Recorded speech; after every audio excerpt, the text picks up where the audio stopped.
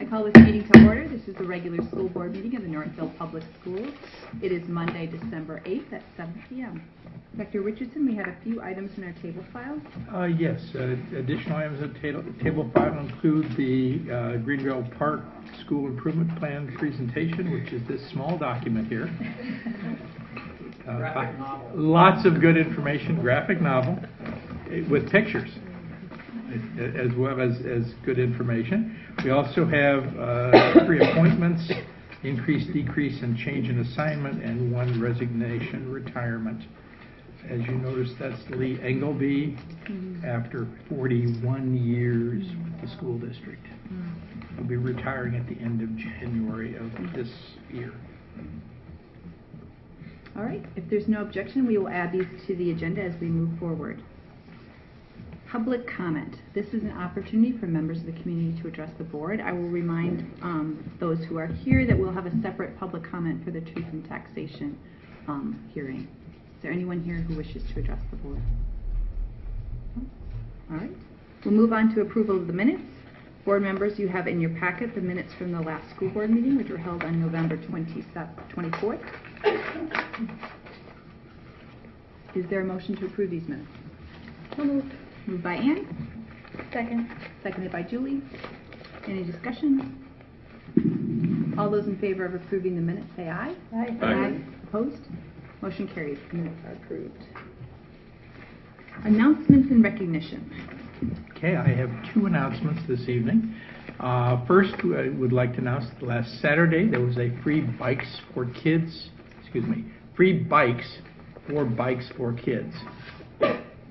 Okay, I think that's right. I think it's Bikes for Kids event, which was held at Greenville Park Community School in collaboration with Allina Health. There were more than 100 local children there who received beautiful bikes, were fitted for bike helmets.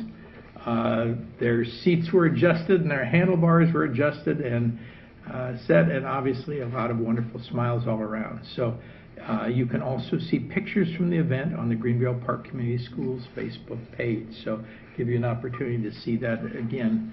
A great opportunity, and this is part of that larger piece that Allina Clinic was doing throughout the kind of the metro area in terms of providing opportunities for bikes for kids.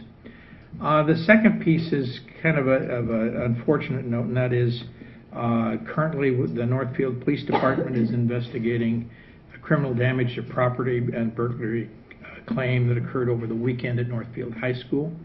The damage was very extensive, but was limited to a single classroom and its office area. We would really like to encourage the public, if you've got any information regarding this incident, please to contact Investigation Sergeant P.T. Hayter at 507-663-9485. That's 507-663-9485 if you have any information.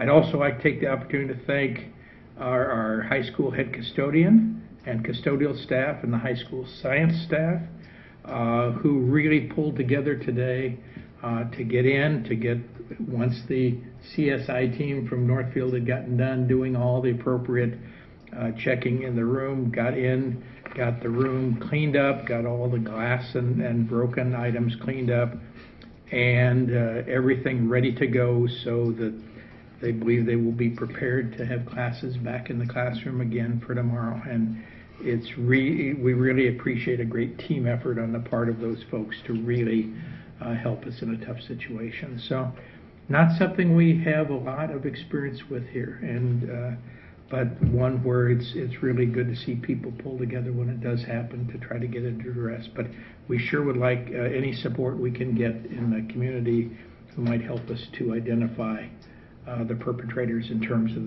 the property damage. And then finally, we'd just like to take the opportunity to thank Carrie and John for their great service over the years. It's been an honor and a pleasure to be able to serve you as your superintendent, and really appreciate the great work that both of you have done for us. And I'd like to kind of turn it over to Ellen, because I think she has some more words of wisdom to share. So, right, I wanted to thank both Carrie and John for their service. Danita was kind enough to help help me with a few of your accomplishments to share with the public. So John, you've been on the board for 4 years, and what I remember though is that Tracy, I didn't know you, and Tracy telling me that how thoughtful and conscientious her husband was, and that I would be really pleased to serve with him. And I think that has really held true.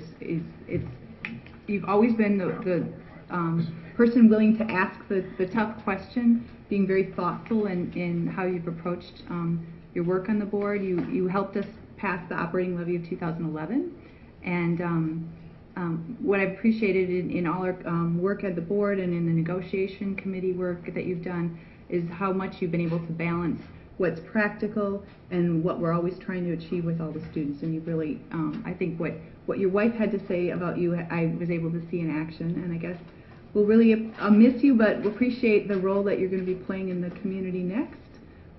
Maybe even with the latest incident at the high school. So thank you so much for your service. Thank you. And then Carrie, 12 years on the board, 10 of them as an officer, 7 of them as our chair. It's amazing to think about the legacy that you've left. In buildings, there was passage of the $42 million bond referendum in 2001. Carrie participated in the construction of the new middle school, the addition at the high school, the new memorial field.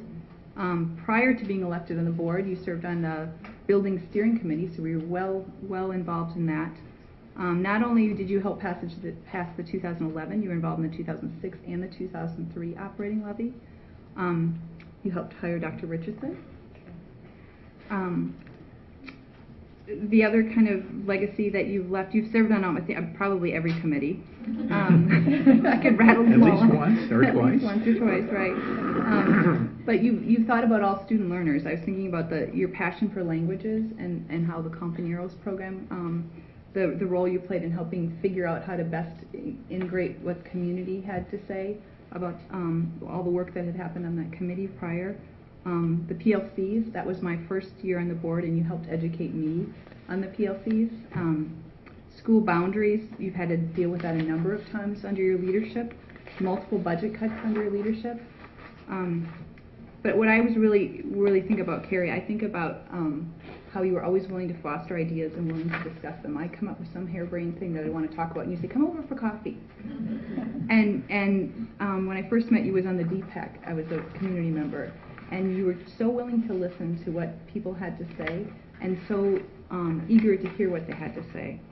So I guess what I wanted to really think about is your enduring vision, how you kept all students mattered and they were valued to you, and you had the ability to look at the big picture, and then those little details, they still mattered. So I'm really hoping you bring your knowledge and your passion and your vision as a concerned citizen, and that we hear from you in that capacity, because you will be really missed too. Thank you. So I want to honor both John and Carrie.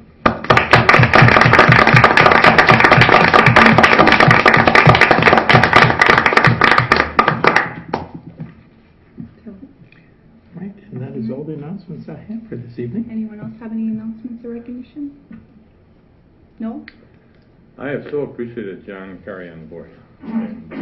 I think Carrie's leadership was significant, and John's got the wisdom and the knowledge to be able to help us through some tough issues, and I do really appreciate your work, and we're going to miss you. But thanks for serving. Thank you. All right. With that, we will move on to our first item for discussion and report, which is the Truth in Taxation presentation. And Mr. Hillman's going to lead us in that. Well, good evening, everyone. As you know, last month we had a little financial piece with our really clean audit, which we were very proud to see, and this is the next step. Of course, in November we do the audit, December we do the Truth in Taxation piece. Tonight we'll also share with you a proposed budget revision, as is customary at this time of the year. And then, of course, right around the corner we start with budget reports not too long from now. So we look at the summary of the overall property tax levy. Our maximum levy authority has risen this year by $302,422.84, or 1.98%. And as you know, when we did this preliminary piece back in October, we recommended that we certify at the maximum, which is what we are recommending again tonight. A couple of different pieces here is, there's several changes to the calculations in our funding this year that go into effect based on recent legislation. And MDE, the Minnesota Department of Education, knows that nearly all schools in Minnesota are very conservative on their student counts, which of course is the driver of our funding. And they asked school districts this year to try to be closer to what they thought they would actually be. We are still conservative, but we just aren't as conservative as we have been in the past. We would always rather have a positive adjustment down the line than a negative adjustment. So that's a piece around our levy authority. And remember, when that piece goes up, the student count, it also drives some increases in calculations like operating capital and deferred maintenance. And just also that the increase is also offset primarily because we are still seeing some value in the debt service component by the refunding of some of our bonds recently. So the long and the short of it is our levy is just approximately $15.6 million this year, a 1.9% increase, or $302,422.84 higher than the prior year's certified levy. Something that's important to show you is just our authority versus certification. And as you know, in some years this is differed and partially due to some of the pieces around some legislation around our $750,000 operating capital levy. That's no longer a concern for us to have to under levy for that piece, so we are recommending this year that we levy at the max, at our max certification, as we did last year as well. We like to show you this graph just to show you what parts, what makes up the levy, and the key piece is that you see the section here on referendum. You'll also see this area in general fund other, and you'll remember last year this general fund other became a larger piece of our pie a little bit because of the local optional revenue that we've talked with you about before in terms of moving some of what had been in the general fund referendum area into the general fund other. But just that general fund other, we like to point out, includes the local optional revenue, includes the operating capital, health and safety, building lease, and OPEB. We also like to show you these in the truth and taxation categories, and in terms of just how those various pieces percentage changes. And then again, you see the bottom line here is that we are increasing the levy this year by $302,422.84. The official would be $15.58 million is what we're asking for you to approve this evening. At that point, I'll just ask if there are any questions on this particular part. Matt, if we go over to that last slide. Yep. and look at the percentage change in the voter approved versus the other, and again, would you reflect for folks as to what's happening there as the local option revenue shifts into other and out of voter approved? Yeah, so in terms of this piece here, you're just going to see that this part has gone, the voter approved has gone up a little bit less than what it typically might have, because we do have that inflationary factor. And this increase again is due to that local optional revenue where the state shifted part of our operating levy, $424 of it, to that local optional revenue. And remember, the advantage there is the fact that there is some additional equalization that takes place with that particular component. So we get a similar amount of money, though our taxpayers actually pay a little bit less for it because it's a mix of aid and levy.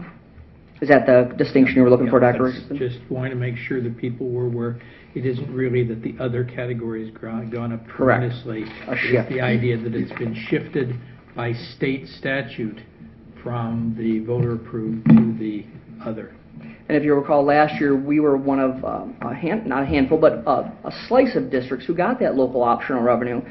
There was something that was created then called the donut hole, because there were a significant number of districts who did not have the option for any of that local optional revenue. Smaller schools outstate, they got some, but not all. This year, every school district has the ability to get the $424. That was a fix that the legislature did last session. I'm going to move on then to the revised general fund budget. And if we were tag teaming, Val Murdersdorf would be here with me, but she's home with baby Eliza, enjoying that new member of their family. So I will do the best I can in her stead. Just a couple of key factors. Why do we bring you a revised budget in December? We had the audit last month, so we have some more clear information on the numbers as they pertain to the end of the year last year. Also, that October 1 enrollment data, which, as you well know, is so big for us, that October 1 capture date is such a huge piece because a lot of things are based upon it. It's no longer a projection. It's something that we now know because obviously October 1st has passed. Also, all of the employee agreements are finalized since we brought the last budget to you in June. And we also have some updates in federal revenues and expenditures. The bottom line is we know more than we did when we set the original budget, and so we think it's reasonable to do a budget revision at this time. So that all-important 2014 October 1 pupil count, what you're going to see here is that in 14-15 we were actually up 1.34% in our pupil count.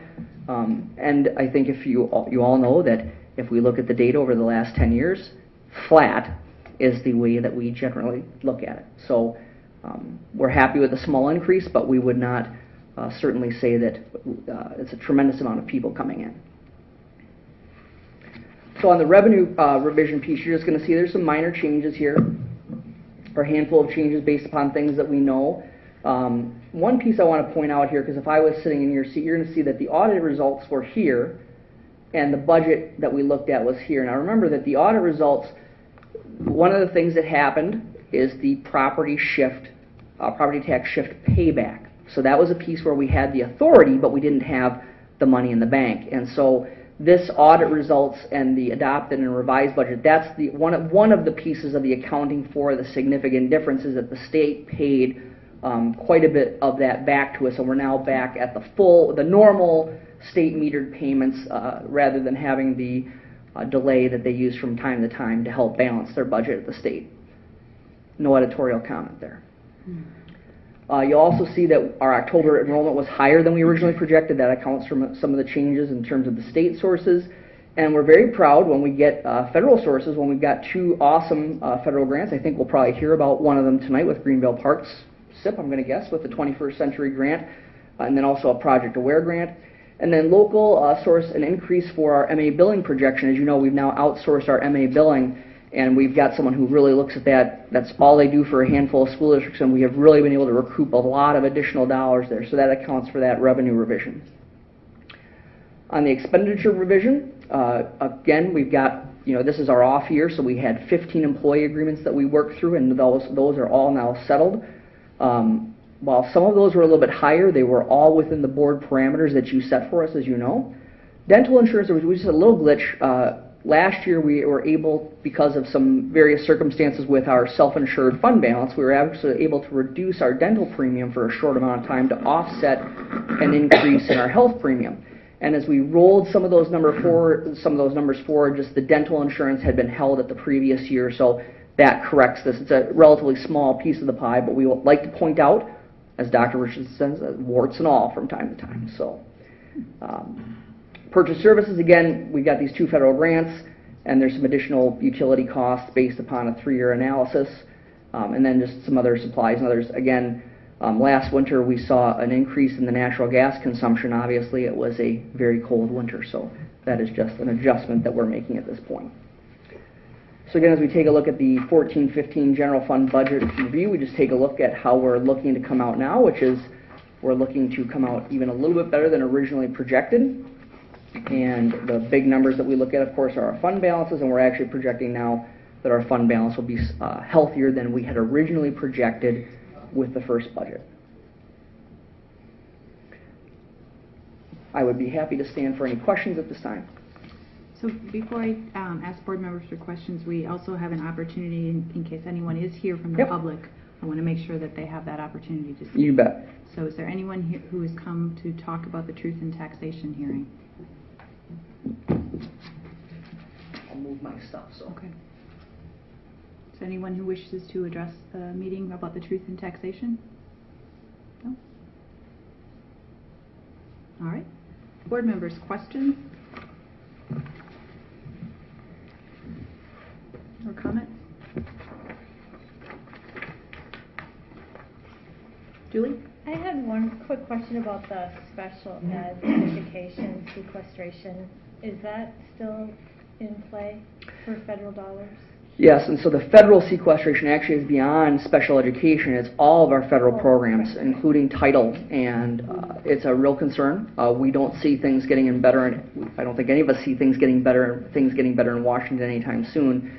So we still do, and we haven't been able to predict. In fact, the first sequestration was higher than we thought it would be. We're always hopeful that they will get their act together and be able to get that going in the right direction. However, this points out the importance of having a fund balance for us, because what that allows us to do is it allows us to offset or at least planfully deal with specific reductions at the federal level. And I know Chris is very involved in the Federal Advocacy Committee with MASA, or has been in the past. Is there anything further that you want to share about the sequestration, No, Chris? other than, again, we have continued to push this with our federal delegation in terms of the concerns we have.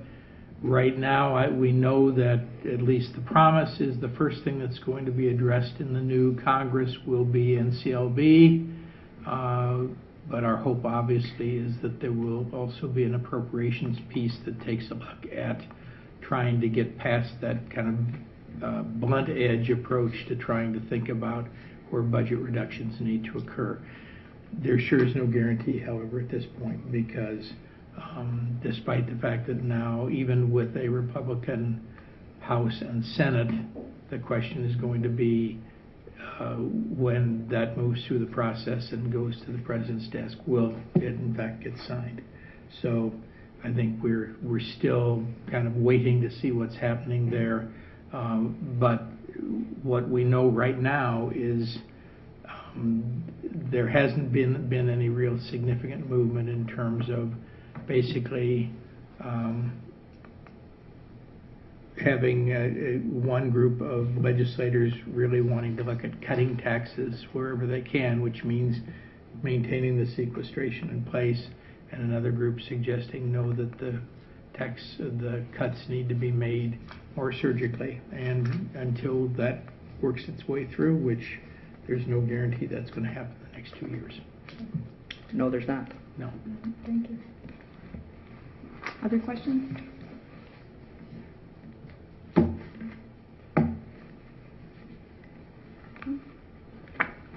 And I know we'll be asking your approval of those pieces during the later portion of the meeting. Okay, Rob. I do. Could you just explain with the federal grants that are included under both revenue and purchase services, I mean, could you explain how getting money from the federal government actually increases our expenditures? Well, there's two pieces. There's the money that we get, which would be on the revenue side. And then there's also the piece of how we spend that money. So a lot of times, and Erin is the queen of all grants, but the fact is that a lot of times grants, maybe. It's really an in and out, in terms of we receive the grant dollars, so we have to calculate that, or put that in our revenue stream, but then we're also using that revenue to pay for certain pieces, so that's going to raise our expenditures. And I think we got the 21st Century Grant probably in, did we hear in June? Yes, and it started August 1.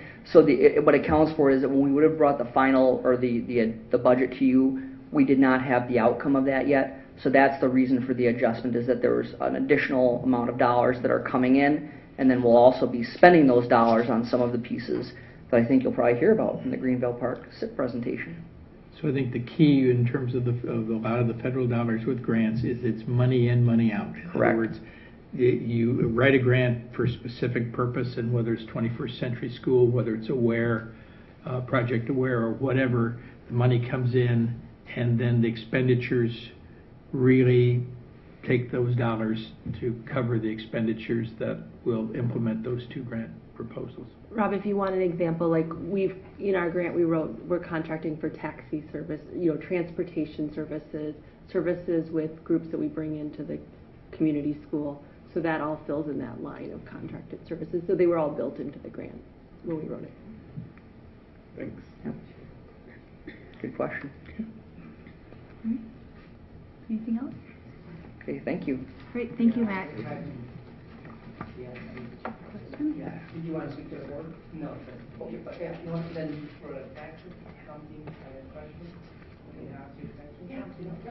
Did you want to speak to the board, or should I just step out and speak? No, Perfect, okay, great. I'll step outside and we'll talk with him about, he's got a particular question. Okay. about the Okay. statement, Perfect. All right. Because there's other people who are going to speak.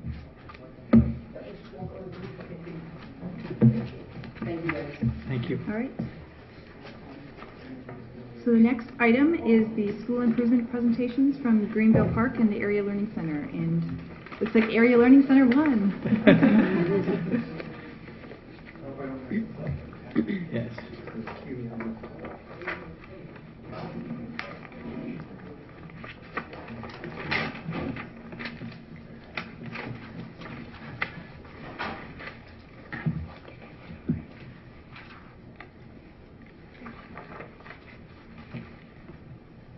There we are. Go to slideshow and you should be good. Up, there we go. From the beginning. Perfect.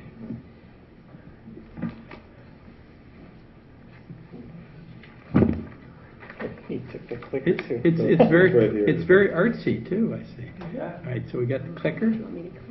Yeah. Okay. I think he took the Oh, he took the clicker.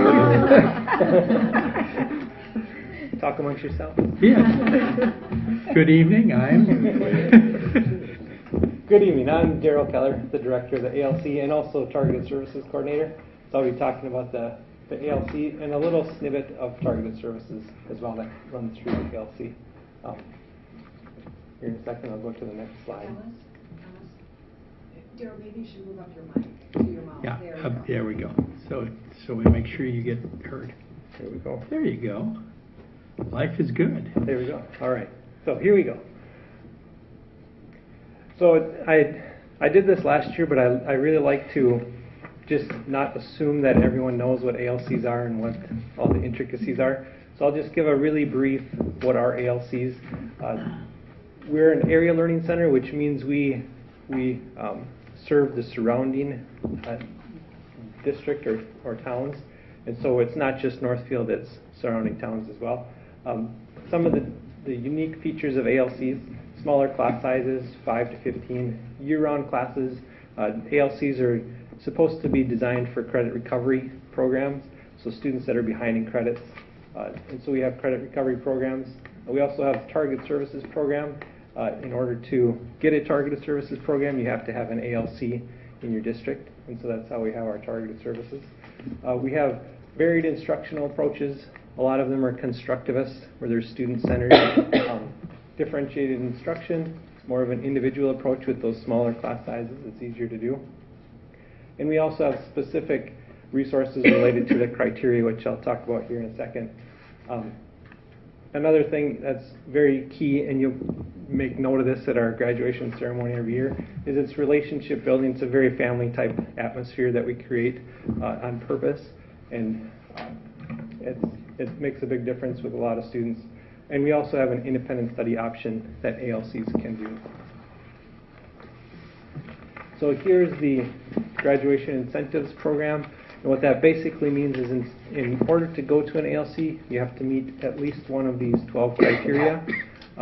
There are general things like being behind on credits, if you're below grade level, parent or pregnant, things like that. And so those are those specific resources to address these needs that we have at the ALC. Some of the programming here at the Northfield ALC is we have social studies classes, work seminar, work experience classes, English, Read 180, math, science, physical education, art, and also indirect special education services as part of our programming. Some of the other things, the specific things, we actually have a student-run business in our small business class. Maybe you've bought some of the candles. If not, they're a fantastic holiday gift. Plug.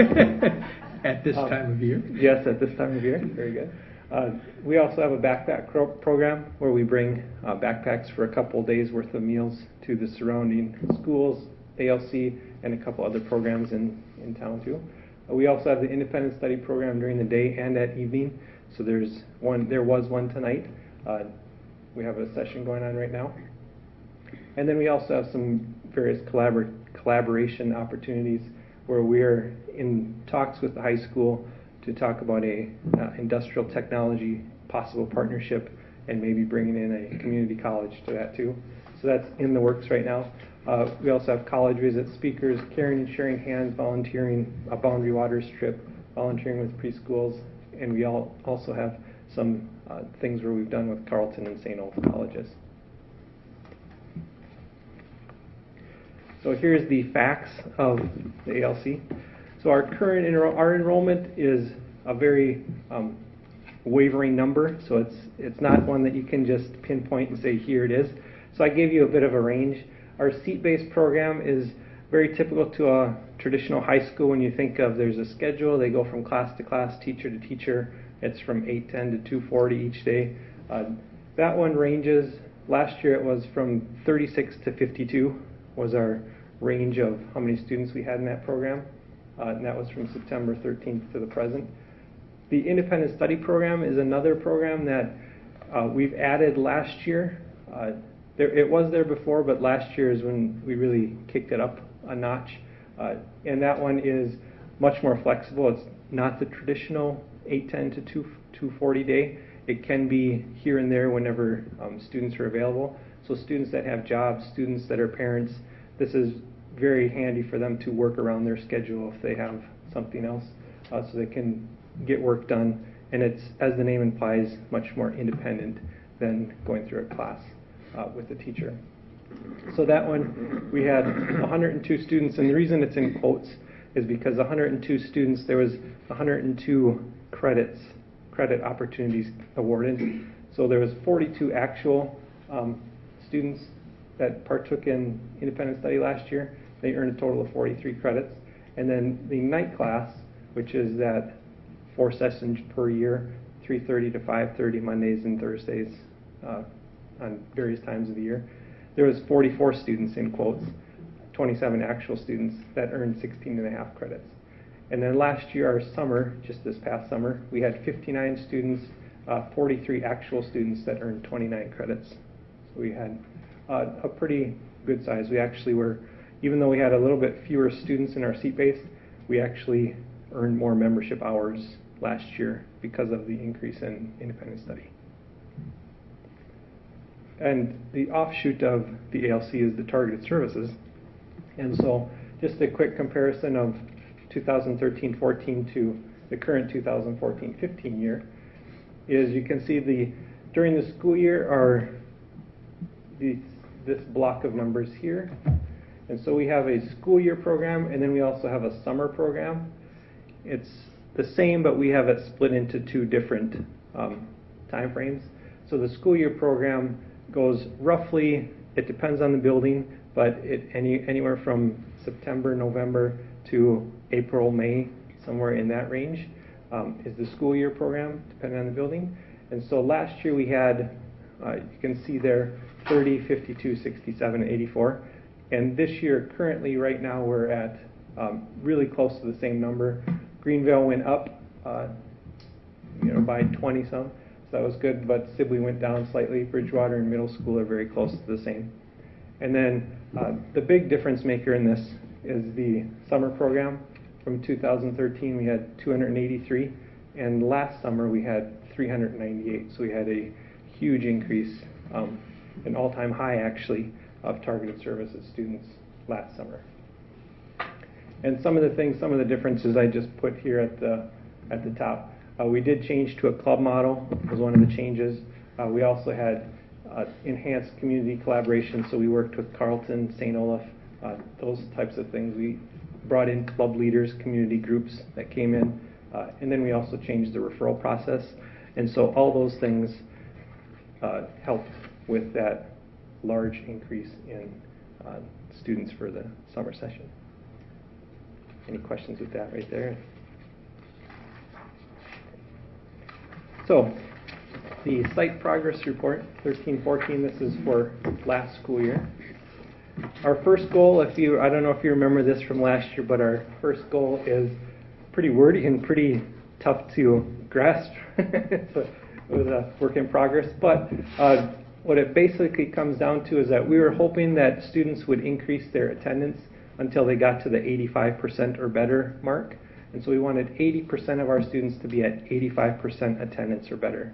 And the reason we picked 85% attendance was because that's that is where our mark is for attendance consequences to come in. So it either affects their grade or their credit amount. And so that's why we wanted to see if we could get as many people not to be affected by those grading policies as possible.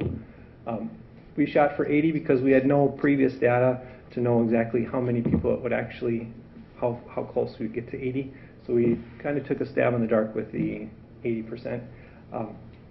Some of the things that we did: researched effective attendance policies, collected data, we surveyed the students on why they're coming, and our goal was to have 80% of the students at 85%. We actually ranged from 36 to 56%. So we actually have 8 grading periods. So you can see here, each grading period, 54, 55, 50.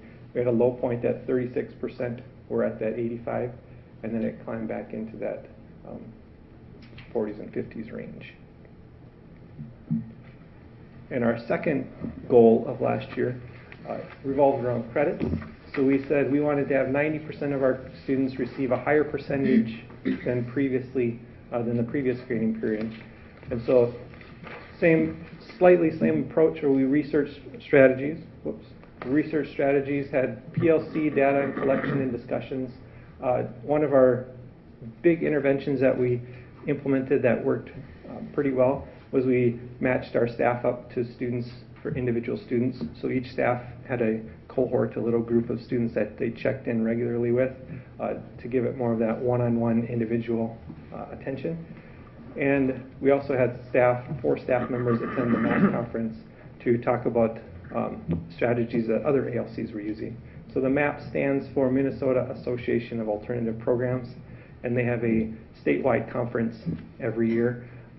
And just about every ALC charter school go to the MAP conference every year. It's for alternative programs, so it's a really well-attended conference. So it's really good to network and get some insight from other programs of what they're doing, what's working. So we did that last year as well. And as you can see, our goal was to have 90% increase. The reality is we had 36 to 74% increase. So we had 54, 56, 57, then we had almost an all-time high at 71, and then 51, 36 low, and then a lot of the seniors at that last grading period really kicked it in to get their graduation things done, and so we had 74% in that last one.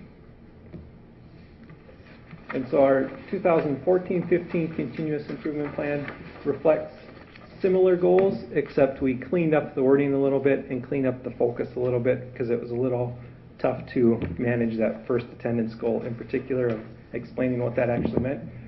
So our new goal, which is very much related, the ALC will have 60% of students achieve an 85% or better attendance rate for the 2014-15 school year. So we're still shooting for that 85% so that we don't have attendance policy come into play. This year, now that we had a little bit better idea of is 80 too high, from last year's data, we're shooting for 60%. And so far we just completed the 3rd grading period on Friday. So I have the attendance information for that, but the grades aren't posted until Wednesday, so I don't have that quite yet. So for our attendance, we had percent of students that were at 85. We were shooting for 60. Our first grading period was at 67, so we made that mark. The second one was 27. We took a really steep decline there. So we're still talking in our PLCs about what happened there, trying to diagnose that situation. And then for the grading period 3 that we just finished, we went back up to 51%. Currently our overall attendance, and this is worth noting, this is an individual student basis, so we're really dissecting the data of individual students, how they're doing. This bottom portion is much more general population information, and so this is just how many days we had divided by how many days missed, or vice versa actually. And so our overall attendance percentage, 86% for the first grading period, 78 for the second, and 82 for the third. And the reason I say this is worth mentioning is I think it says a lot about our staff that these numbers are absolutely fantastic for ALCs. Not too long ago I talked with an ALC staff member in the cities. I won't name names of which one it is, but I talked to a staff member and they were hovering around 25 to 30% of their overall attendance. And ours is much higher than that. I think in the city's area, 30 to 50 is pretty average. A little bit outstate ALCs, they're hovering around 40 or 50%. So us having an overall attendance in the 70s or 80s is phenomenal. And a lot of ALCs, when we went to the MAP conference and told them that, were pretty shocked that you're what? You're 80% attendance? So even though we're looking individual, dissecting this data, and our 60% may seem a little low, overall percentage we're doing really well compared to this other state ALC. Our goal number 2, also dealing with credits. We've had a long trend of addressing the attendance issues and the credit completion issues of the ALC students, because those are the 2 main components of our students, what they struggle with. And so a lot of our goals for many school improvement plans past have revolved around these 2 ideas. And so of the total credits attempted, there will be a 5% increase in credits earned per grading period when compared to the same grading period from the previous year. So we're looking at grading period 1 from this year and grading period 1 from last year, hoping that this one goes up. Because the reason we're not going from grading period to grading period as we did last year is there's a natural ebb and flow. The students start off with a bang, then there's a little dip, and then they increase again, and then that winter doldrums hits. So there's another low point, and then the spring, when they're trying to graduate, it shoots back up. So instead of that roller coaster throughout the year, which is a common trend that happens every year, that same up and down swing, we're comparing each grading period to the previous year. So it's a little bit more comparable than that roller coaster ride. So the 2013-14 school year, grading period 1, we were at 75% of credits earned and 65% for grading period 2. And as you can see, for the first 2, we went down slightly, 7% for the first one, and down 0.7% for the second grading period. So this, again, we're looking at, so far, both grading periods from last year to this year have been a decrease, a little bit, just a little one in the second grading period. So in our PLCs, we're talking about, okay, what happened? Let's diagnose this and see if we can figure out a solution to this situation. And as I said before, grading period 3 grades posted. They post on Wednesday, so that's not included. And then this is, I think, the first time in quite a while that we included a third goal. And our third goal, as we were talking about this as a group of what goals we wanted to have, we obviously came up with the attendance and credits earned as being very important. And I think a little world's best workforce creeped into our conversation. And so our third goal is all graduating seniors will have a post-secondary life plan, including either being employed, enrolled, or in the process of being enrolled in a college, or enlisted in the military. So they have to have one of those 3 post-secondary life plans in place. And so far we had 2 students that have graduated this year, and one of them currently has 2 jobs and has 2 applications to colleges in process that are out there right now. And the other doesn't have a current job, but has 2 applications that are at various colleges as well. So far we're 2 for 2 officially. We have 11 other seniors that could graduate by the end of the year. And so far 11 of them have a job or have started the enrollment process in college already. So we're tracking them just to make sure that trend stays strong. So we set a lofty goal of having every senior have that plan in place, and we're trying to stick to it as best we can to make sure that every senior has that life plan in place. So the building staff development plan, how are we going to achieve our goal? We have 3 main areas. The first is the PLCs, the second staff development through PBIS mostly, and then also the Promise Fellow that we've had at the ALC for years.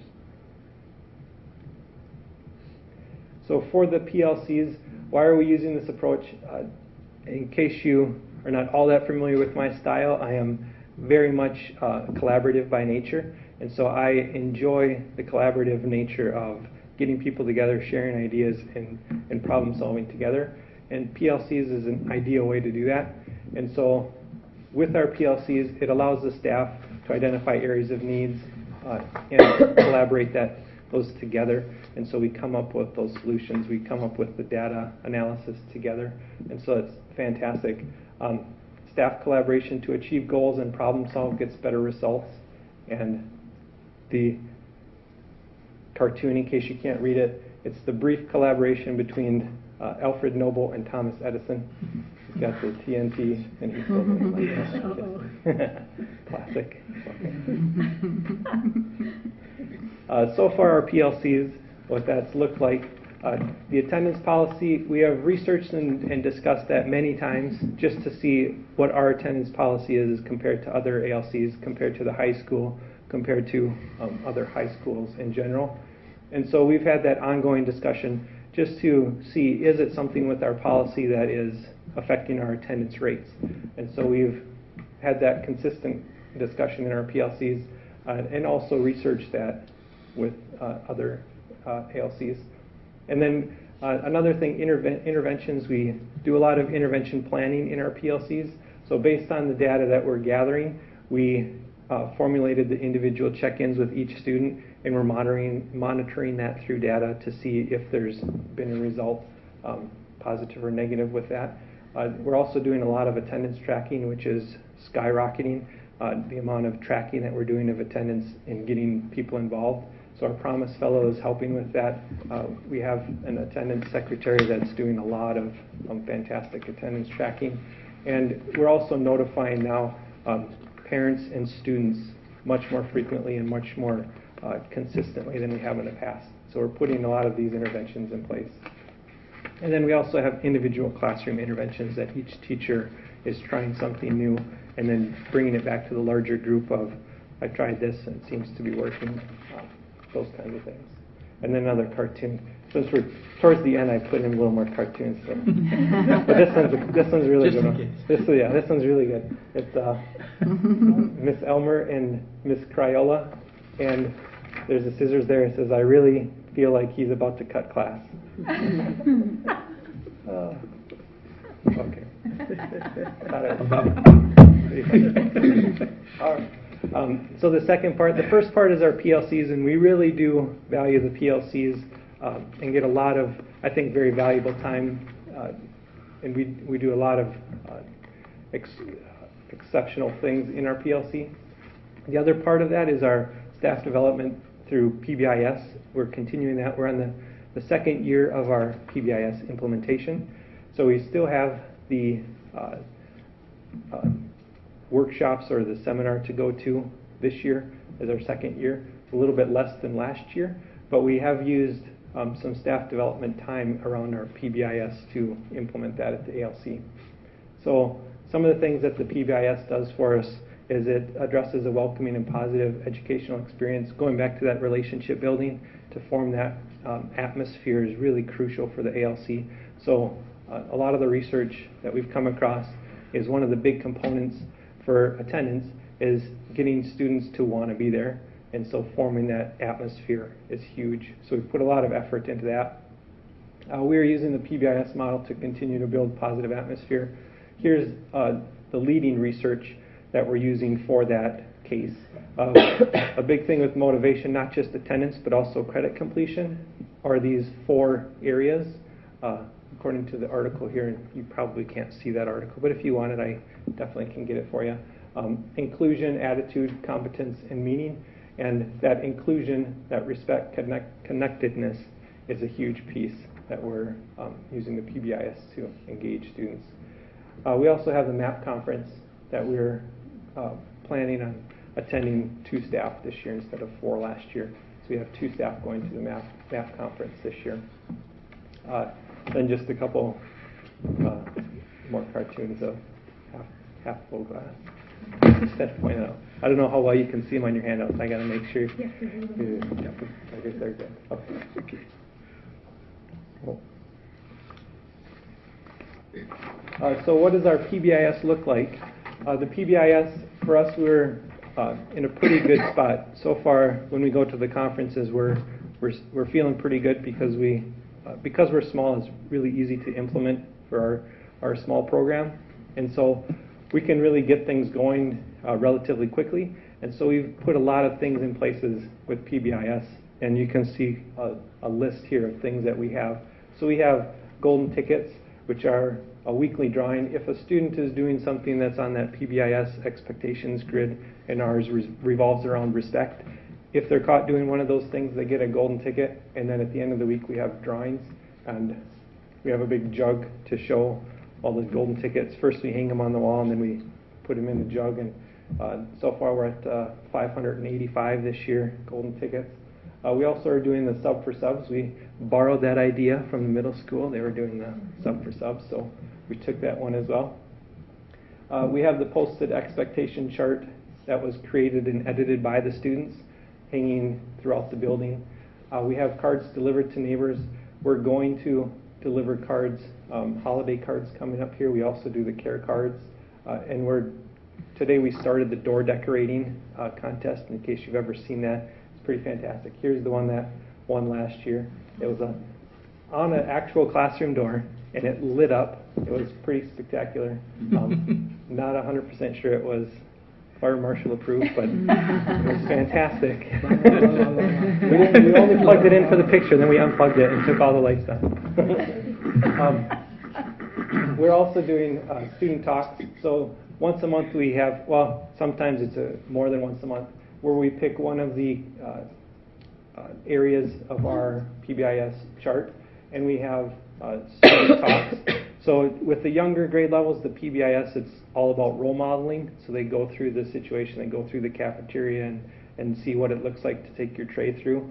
For the upper levels, they tend to not like that quite so much. It's a little cheesy for them. So then what we like to do is do student talks. So we have the teacher with a lesson. They have a dialogue discussion with the students about various topics. So we had attendance and skipping, respecting the community, respecting yourself are some of the talks that we've had this year, and we have more to come. So those are different things that we do throughout the day. And then we also have a poster and logo contest where we take the expectations that they've generated and make posters. And then Rafi made a wonderful traveling trophy that whoever wins the poster contest gets to house that for the year in their classroom. And so we have that coming up in January. And then some of the other service learning projects that we've tied into PBIS, the backpack program, Christmas sharing, care cards, food shelf donations from the student-run business. And then to keep track of all of this data and information, we use the Swiss tracking still. And last year I showed kind of what that looked like. I can definitely show it to you if you would like to see that again. And then the final approach of why we're using this approach of collaboration is our Promise Fellow. So we have our Promise Fellow addressing that third goal of that life plan. And so she is involved with everything college related. So the ACT, FAFSA, AccuPlacer applications, college visits, all kinds of stuff. She's also done some career fairs, taken some students to a nursing career fair not too long ago, just getting them exposed to different possible careers, possible colleges, and then also the military recruiters, arranging those speakers as they come in. We had a Marine speaker that came in not too long ago. So she helps with that third goal of making sure all seniors have one of those plans. And she meets with students on a regular basis, just making sure that they're comfortable with the next step. And she also works with the business teacher and the Torch staff. We're doing a lot more collaboration with this Torch here at the high school than we have in the past. And so that's a fantastic organization or program that we can borrow from. This I did not mention, but this is part of our logo contest. We had a student logo contest. They came up with this. Right now we're going towards where part of the next student talk is to see, ask students, what does this mean to you?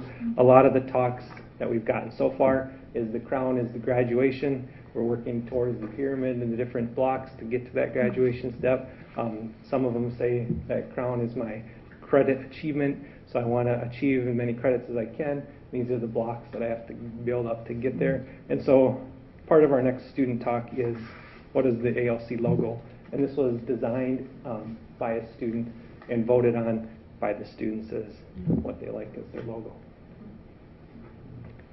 Any questions?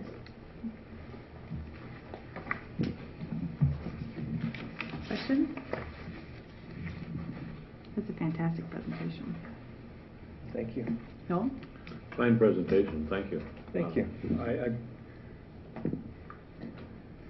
I like your goal too, and I don't have I have a comment on it other than a question. It seems that they can't learn if they don't attend, but that's sort of a motivation against extenuating circumstances, which is why they're probably in the program in the first place, due to extenuating circumstances. So I admire the way that you're trying to address that with the collaboration of the students and the faculty. Thank you. Thank you.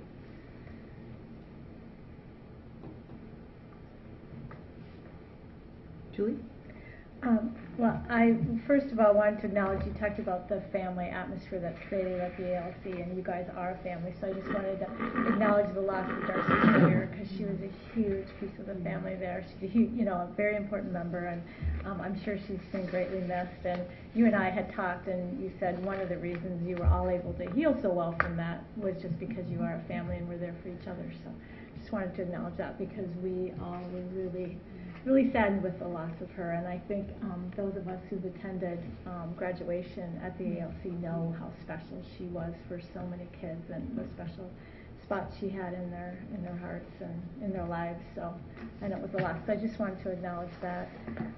And then I'm super excited about that whole post-secondary piece. I think that's really amazing.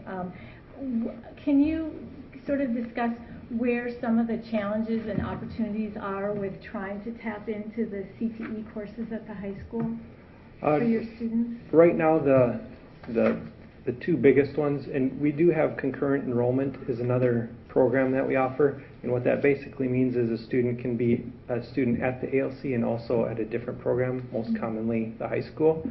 And the biggest hurdle, or the two biggest, are the transportation issue and the scheduling issue.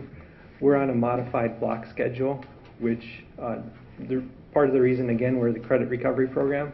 So the reason we have really short grading periods and a different day schedule than the high school is so that we can offer more credits, so that they can catch up on credits if they're behind. But the drawback is that it doesn't match up with the high school schedule. And so then trying to collaborate with things like this make it a little challenging, because the classes don't match up all that well. So those are a couple things that we're working through to try and navigate through how we can make this work, this partnership, because there's definite interest. A lot of students, we had one student that was trying very hard to get his welding certification. We don't have a shop at the ALC, but if we had exposure, if we had the opportunity to use a shop, that would be fantastic. There are students that definitely are interested in trades such as welding, and so if we could give them that opportunity, it would be fantastic. Great. I really applaud you for trying to take that on. I know there's a number of challenges, but the opportunities that your students would have to, if that can somehow work, I think will be amazing. And then the other thing I wanted to talk about, you had mentioned it in PBS, and last year at the meeting you had the ALC expectation grid that your students and staff had worked on, and I just wondered how you felt that worked last year and so far into this year. Yeah, so again, with younger groups, the elementary age, a lot of times the staff will create that expectation grid, and we wanted to have students have that ownership, and so we had the overall theme of, we wanted to have that respect theme in there, and then the students came up with, what does that look like to respect yourself in different settings or respect others in different settings, and so they populated that themselves, giving that ownership. And so then it's, I have the grid on my table in my office, and so anytime I have a student that I'm talking with, I can just bring that grid out and say, okay, where does this fall? And they have that ownership because they created that document to say, yeah, I kind of dropped the ball in this area.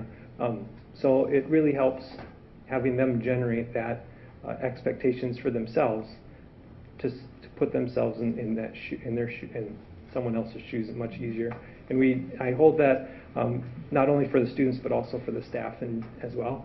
So everyone that's a part of the ALC has that expectations of themselves and others, and so it's more of a universal theme than since they all created it, everyone had a part in giving voice to it, and so everyone has bought into that ownership of that document. Great, thank you very much. Yep. Other questions? I had two. Well, they both are kind of centered on the same thing. So I was really interested in hearing about the different types of enrollment options. I hadn't remembered the independent study versus the seat-based programming. And so I was thinking about the belonging and connectedness piece that you talked about, and then also the attendance piece. And I'm not sure, do all of those things really focus on the seat-based programming, or have you looked at some of the independent options and which sort of aspects, either of thinking about your culture in terms of promoting this connectedness, or thinking about the goals that you had laid out as to how to do that with the independent seats? Yep. So the independent study, it is comparing apples to oranges as far as attendance goes. So they don't have the attendance policies. They need to get 18 hours for every half credit seat time logged in, and that's an MDE statute. And so that's much different than having the classroom component of attendance. And so the attendance statistics that I shared don't reflect the independent study piece in there, just because they don't have that percentage attendance the same. But they do have the belongingness or the connectedness. And so every field trip that we go on, every opportunity that we have for that PBIS and those pieces, we invite the independent study students. And we technically have, of our independent study during the day program students, we have 4 that are full-time independent study, and then we have 11 that are independent study, but also in the seat-based. So they're shared within that program. And so they're there all day, even though they have 1 hour of independent study that they work on something independently if they're way behind in English or something like that. So a lot of the independent study students are there all day, every day. We just have those 4 students that we make a very conscious effort to include them whenever possible. But the attendance data doesn't reflect their attendance just because it's comparing 2 different things. That's really nice that you're able to still, that value that you put on the connectedness, that you can extend that. That's fantastic. Yeah, definitely. Great. Other questions? Well, thank you so much. This is always enlightening, and it's really encouraging to hear all the good work that you're doing. Thank you very much. Thank you. And we are on to Greenville Park.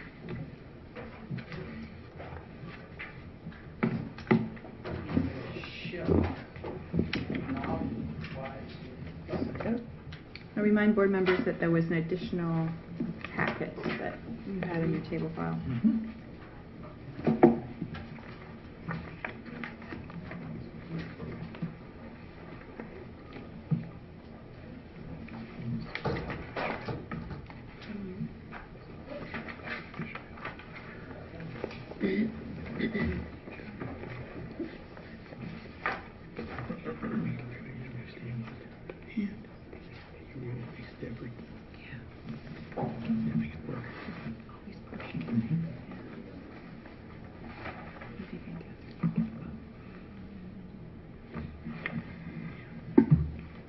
Other options. We could do that. We could link it out to South Central and do some other pieces there, or Dakota County.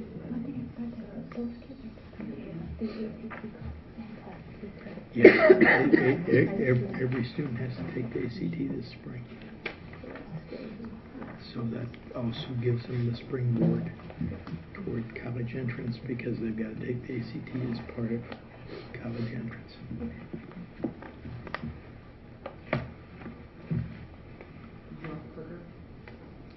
Yeah.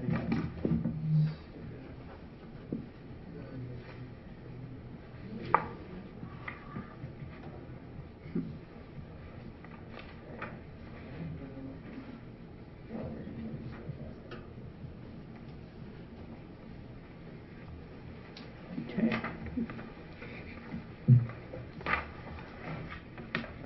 back to the beginning now. I want to make sure the clicker works. Well, thank you for giving us another opportunity to come out and talk about the good things that are going on with the children and the families at Greenville Park. Before I begin, can I just introduce my folks who came with us here? And Heather Iden and Diane Torbenson, Kelly Edwards, Laura Berdahl, and Catherine Schmidt. And we'll introduce each of them because each of them will have a part in the presentation, but I'll wind up beginning. So I'd like to take an opportunity then to just let you know that the little character on the right-hand side right there is a gecko, in case it's an unfamiliar-looking cartoon for you there. The Greenville Park Elementary School students refer to themselves as the gecko. We take great pride because it's real important for students to feel comfortable in the school and as if they belong, and giving them an identity is a real important part of that. And so we take great pride in being the geckos. And so this evening what I'd like to do, and my team will do, is take an opportunity to tell you about what's happening inside Greenville Park. And our presentation today will take the form of giving you kind of a background in terms of some of the things that we're thinking and some of the changes that we're considering in terms of what we're learning about how things have gone in the past and what a lot of the current research is. And I'll talk a little bit about research in just a second on one particular slide. Then I'll talk a little bit about our overall progress. We had a very good year last year. We had increase in proficiency in reading and in math. Some very good increases in proficiency. We want to talk a little bit about the importance of the achievement gap to Greenville Park and how we have a critical investment in the achievement gap. Share a little bit, one slide on some demographic data and where our enrollment is at so that you can get an idea of where Greenville Park is there. Some shifts that we're going to be practicing in English language learning based on what we're learning about what English language learners need to learn easiest and best the language that they're trying to acquire apart from their second language. We'll talk a little bit about the climate plan then, and the math plan, the reading plan, and community school, and then we'll have kind of a question and answer after that. So to start out, what's happening inside of Greenville Park with some kind of background information? Well, one of the things that we're discovering is if a research study should support what common sense confirms. If it doesn't, it's wrong. And the reason why I think this is an important part of beginning this conversation is because we're discovering in our trial and our error and trying to figure out how to increase achievement and help all children that it doesn't help applying sometimes research where we're trying to get the original design and the original results from research, but we're not applying the research the way the research was applied originally. And so we've learned some lessons from that, and we can talk about that in a minute. And actually, there's a great deal that relates to this that actually is coming out of the state of Minnesota and Minnesota Department of Education that we can talk about in a minute here as well. But the real key here and the 30,000-foot look in terms of where our children are going and what they're going to need to be able to do. And our goal at Greenville Park in order to help children, I shouldn't have done that, go back, is that Willard Daggett tells us that the purpose of public education is to teach skills relevant to the world of work. And one of the things that I've personally taken it upon myself to make it the hallmark of my career is to really encourage kids and families to understand that, whatever their life circumstances, we can rise above it and improve our lot in life. And when we look at the following statistics provided by the U.S. Bureau of Labor and Statistics in Georgetown, they support the importance of a college education in the workplace coming up.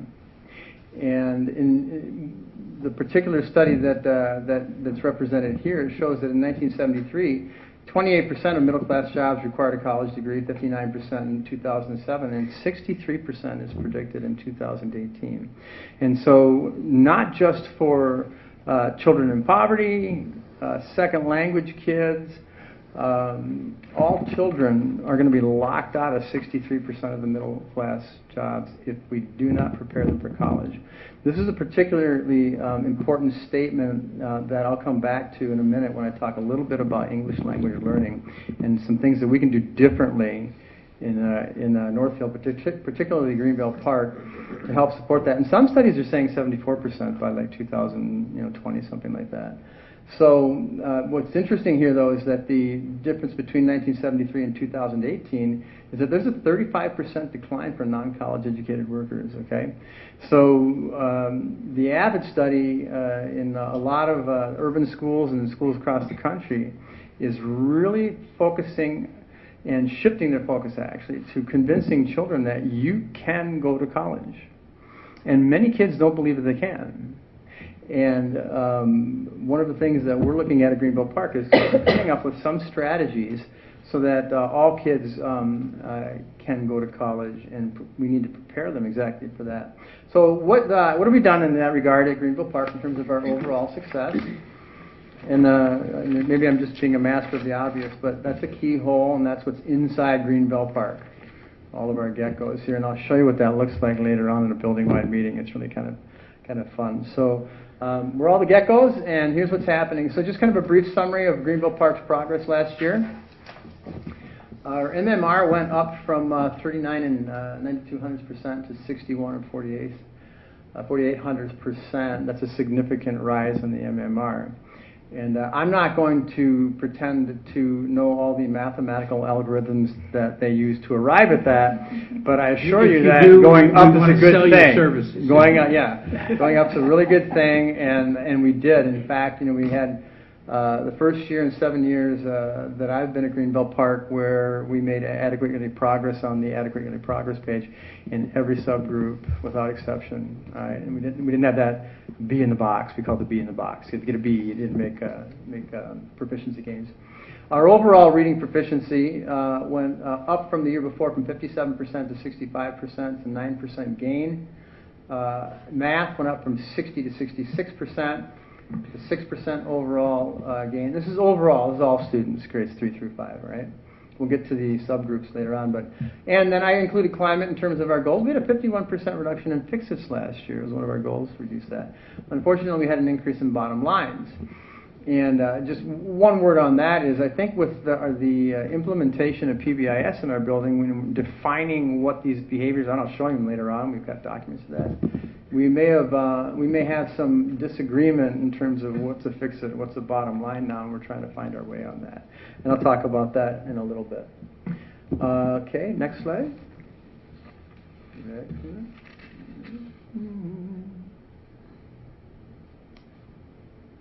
I will do it manually. All right, so the achievement gap. This is pretty personal. In Northfield, the lowest scoring subgroup on our statewide testing are our ELs, our second language children. Right? Our highest scoring are white, non-Hispanic origin. And at Greenville Park, in any given year, 60 to 70% of our second language kids are enrolled in the elementary schools in our building. And so we have a unique opportunity to have a positive impact on that. And if you look at the achievement gap just in all schools in Northfield, this is something that you might say, well, this doesn't relate to Greenville Park, but it does relate to Greenville Park because 67% of our ELs in the district in the elementary school participate in our program. And so if we can think of more creative ways that align with common sense and research and apply that together, we can have a real positive impact on the achievement gap. And so for in all schools, the highest scoring subgroup would be here and here in reading and math. And here's our lowest scoring subgroups here in English language learners. Now, the thing to remember about these figures right here is that they're not a percentage, they're an index rate, all right? And the reason for that is for every test you take, if a child meets, we get a point. So it's a point system. And a year ago, I was here telling you about how we're going to beat that point system because we weren't going to just go to Vegas and lay our money down and not count the cards. We counted the cards this year. And a year ago, I said we're going to beat the odds, and we did beat the odds, and I'll tell you about that in a minute. But this index rate, and this is important for later on, this index rate is calculated by, if you notice up here, dividing the total points that you get, right here, by the number of October 1 valid scores, or the number of students. The reason why it's not a straight percentage is because you get a half a point for a partial.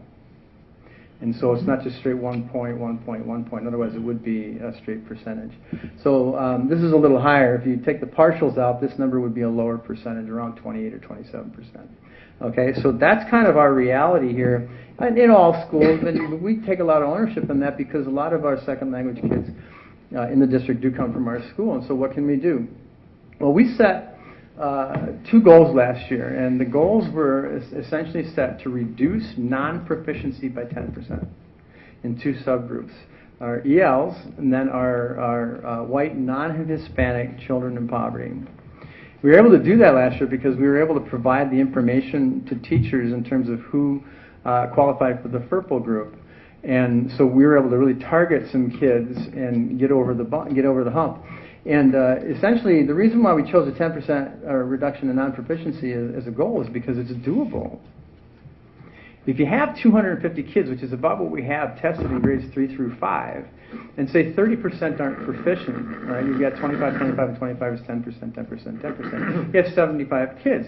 If you can move 8 children out of non-proficiency, you have a 10% reduction in non-proficiency, and you made AYP, which is why I believe we made AYP in every category, because it's doable. And that's 8 children across 3 grade levels. When we set this goal, my teachers went back to their PLCs, and every grade level was trying to get a 10% reduction. So it was synergistic. We didn't just get the 8 across grades 3 through 5. Every grade level was trying to get that 10% reduction, and we did. And I'll show you the results of that in just a second. And unfortunately, what happened here is that in our EL reading, we had a 1% increase in non-proficiency, and EL math was flat.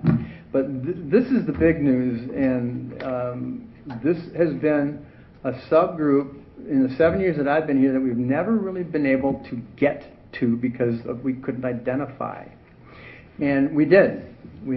Our 10% in non-proficiency came from our white non-Hispanic in math and in reading. We had a 28% reduction in non-proficiency in reading in our white FERPL group, and a 33% reduction in non-proficiency in math, which transposed that as an increase in proficiency by that percentage. So that's where a lot of our proficiency gains came from. Okay, so demographic data. Just to give you an idea of some of the changes that we're going through. First of all, the enrollment at Greenbelt Park this year is approximately 465 students. It was 550 students when I arrived here 7 years ago. So we've had a steady decline in enrollment at Greenbelt Park Elementary School. And some of the significant pieces in terms of demographic data is in 2004, I was looking back on our SIPs. I actually inherited this SIP. I wasn't here at this time. But we had 18% of our Greenbelt Park families were living in poverty based on being eligible for free or reduced lunch programming. 10 years later, in 2014, we have 48% this year. And in kindergarten, it's 50%, and first and second grade this year, it's 55%. So grades 3 through 5 have approximately between 43 and 48% free or reduced. Now, the thing to remember here, though, and is that the increase in percentage is going up while our enrollment is going down. So if we maintain the same number of students in poverty and EL students that we had when we had 550 kids, the percentage is going to go up for the building as we go down to 465 students. And so that's really kind of what's been happening. We have a slight increase in second language kids, about 2%, maybe 3%. But that's a significant increase over 10 years. And in 2004, 2% of our families were limited English proficiency, and 10 years later, we have a 26% increase over the past 10 years at 28% of our families. So those are some of the changes that we're going through, and as we maneuver through those changes, we've discovered that our English language learning scores throughout this very, very rich educational shift in Northfield past 7 years. PLCs, we're looking into RTI. We've got RTI coaches helping us out and so forth. Our increase in poverty and second language children from 2004 to 2014 did go up, but our proficiency maintained itself as that increase rose. And so we've done some really, really good things. But one of the things that I think is significant here is that our practice with all of these rich practices, the schedule changes, staggering our schedules, making sure that teachers have common preps, and all of these rich strategies have been changing our practice at Greenville Park and the other schools as well. But our English language learning instruction hasn't changed very much. And we're surmising that that could quite possibly be one of the reasons why our scores are flat with maybe an upward bias until the new high Common Core standards hit, and then everybody just went in the tank. But now we're coming back up again after that. And so we're looking at some changes at Greenville Park in terms of how are we going to look at language learning. And so here's some things from MDE, and then I'm going to share some research, and then the rest of this will really kind of speed through for you. But I really think it's important for the board and the public to understand that there's a change in the view of what EL service is from the Minnesota Department of Education. It's typically over the years been looked at as a Tier 2 supplemental service, to like an extra scoop of English, and it's been primarily directed at increasing social language. Okay?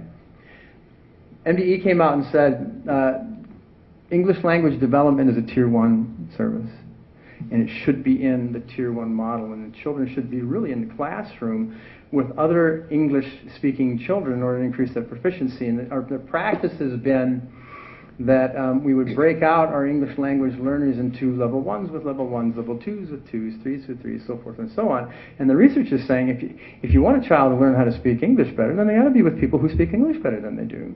And so if you can kind of think back, on your 2-year-old or your 3-year-old, when they went to the refrigerator and they pointed to the refrigerator and they said, "I want milk, muck, muck, muck," like this. Well, if I talk back like that his whole life, he'd still be taught. He'd be in kindergarten right now saying muck. But because he's in a language-rich environment where I'm giving him the correct language, he's able to acquire that language. And so one of the things that we're learning is that it's a Tier 1 service, and it really needs to be happening in the regular ed core classroom time. And MDE also came out and said that it's really important that all professionals who support EL core instruction need to understand that they must make the content they're teaching comprehensible to the students by differentiating instruction according to the students' language proficiency levels. And so you've got that social piece. And now, instead of focusing on that social language, what they're saying is now you got to bring up that social language with Dr. Brenda Casilius's and Lee Schleicher's view that the English language instructional time can't be focused on just social language anymore. If we don't expose EL students to academic content language until they get through the social language with our EL services, then and the research is that the acquisition of English is like a 6 to 8 year road, and I get a second grader, and we work with that second grader on social language instead of academic content language. Well, they're not going to get academic content language and be able to maneuver in academic content language until they're in 7th grade when they first get it, because now they pass social language. And so what the state is saying is that we need to teach academic content language and scaffold the social language with that. Because if our kids are going to be successful in college, and college is all about maneuvering in academic language, not social language, and they're not getting significant academic language until late middle school or high school, then that might be another reason why our scores are flat, academically speaking. And that makes great sense to me. So the shift in our practice will be to ensure that, first of all, ELs feel like they're valued members of the learning community by having them in that core and having EL coming in and supporting academic content language and scaffolding the social language up with that. I'll make this easier to understand. I'm going to speed ahead here. So here's an example of what I'm talking about and how they should learn. But this is about idioms. Extrapolate this out over what it should sound like for academic language. Imagine not providing students with idioms. In terms of language acquisition, we might really upset students, apple cart, put them behind the 8 ball and keep them in the dark till the cows come home. They could find themselves up the creek without a paddle and paying through the nose because we didn't want to talk straight from the hip and give them language that was the real McCoy, language that could help them go the distance and bring home the bacon through the thick and thin. Okay, idioms are important, but now imagine that being academic language and you don't even get access to that until you're in 6th or 7th grade. We have to teach academic language, and so it's kind of a shift for us, okay? So I'll just really briefly run through this to help you understand the concept in a more simplistic fashion. The old language learning model paradigm is you've got content language, social language, and the intersection of the two was taught mostly by vocabulary and grammar. The new model is this. You've got to teach the content language and the social language, but here are the strategies you have to use to get that done. And it's got to be teaching academic language in this manner to bring up the social language. So what that means is argumentation, just for instance. So you pose a critical problem, and it doesn't matter that there are 3 or 4 in the weeder and they're not speaking all the social language that they need to speak. We need to put them in scenarios where they're having to solve a problem, think critically, and provide an argument for something. A second language child comes to our country with a developed brain just like their age-level developmental counterparts. The only difference is they don't speak our language. And if we don't challenge that aspect, it could be part of the reason why we're not seeing the score increase. This is fun. I'll just quick go through this because FYI, I have a timer. I know how long I'm going. It's 20 minutes. So I just want to show. I don't because I know how long it. You know how long it is. You got it in front of you. But let me just point this out. So here's a method for accomplishing this. The broad English language arts standards that stand alone really only in English language arts are here. The broad science ones are here and the broad math ones are here. And you'll notice there's an overlap between reading and math. And if you teach these broad standards, you're actually teaching academic content language in math and reading. And if you do it over here, it's science. You do it over here, it's between science and math. The sweet spot is if we teach these broad standards, we're hitting every academic content language area in our instruction. And this is not where Greenbell's at, all right? But this is from Tina Chuck in the book Understanding Language, and so were the previous diagrams, okay? And what she's saying is, if we look at these standards and we make sure that we try and focus our instruction on these, we're hitting all kinds of different academic content language. And if we go back and we do it through these vehicles and bring up the social language at the same time, now we're going to start to see some gains, I believe, in the academic proficiency.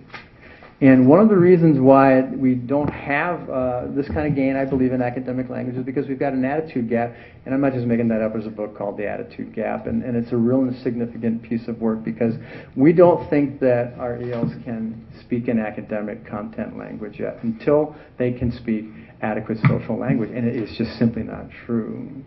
We just have to help them to do so and provide that environment. So believe what you can do today. I throw in some quotes now and then from Greensville Park. I said this at a building-wide meeting. I think that it's an important part of our belief system. What I'm about to present now are a number of things in terms of our action plan for climate. I'm going to fly through this because I really felt that the first 20 minutes really need to be emphasized on that English language learning piece, and now how this fits is important as well. And then Diane and Heather and Laura and Catherine will really get to some things for you that will help you understand how we're accomplishing that kind of a piece for our kids. So our climate goals will continue to build an environment of possibility, always. We are at this point, we're a fully functioning PBIS school. And about 7 years ago, I asked the question of myself, what if we began implementing an initiative, one of those other acronyms in the alphabet soup, but we never talked about it. We just asked questions, Site Council, Discipline Committee, Climate Committee, and we just kind of answered the hard questions and began to move our practice toward what would be PBIS. And we've been growing that for 7 years. The past 2 years it's been on our school improvement plan.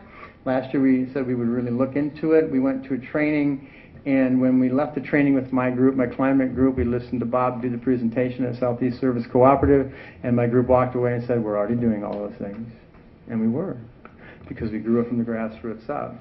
And I think there's two models for providing professional development. One is to throw an acronym at folks and say, here's another one for the alphabet soup, and that creates anxiety, or naturally grow it up without even talking about it.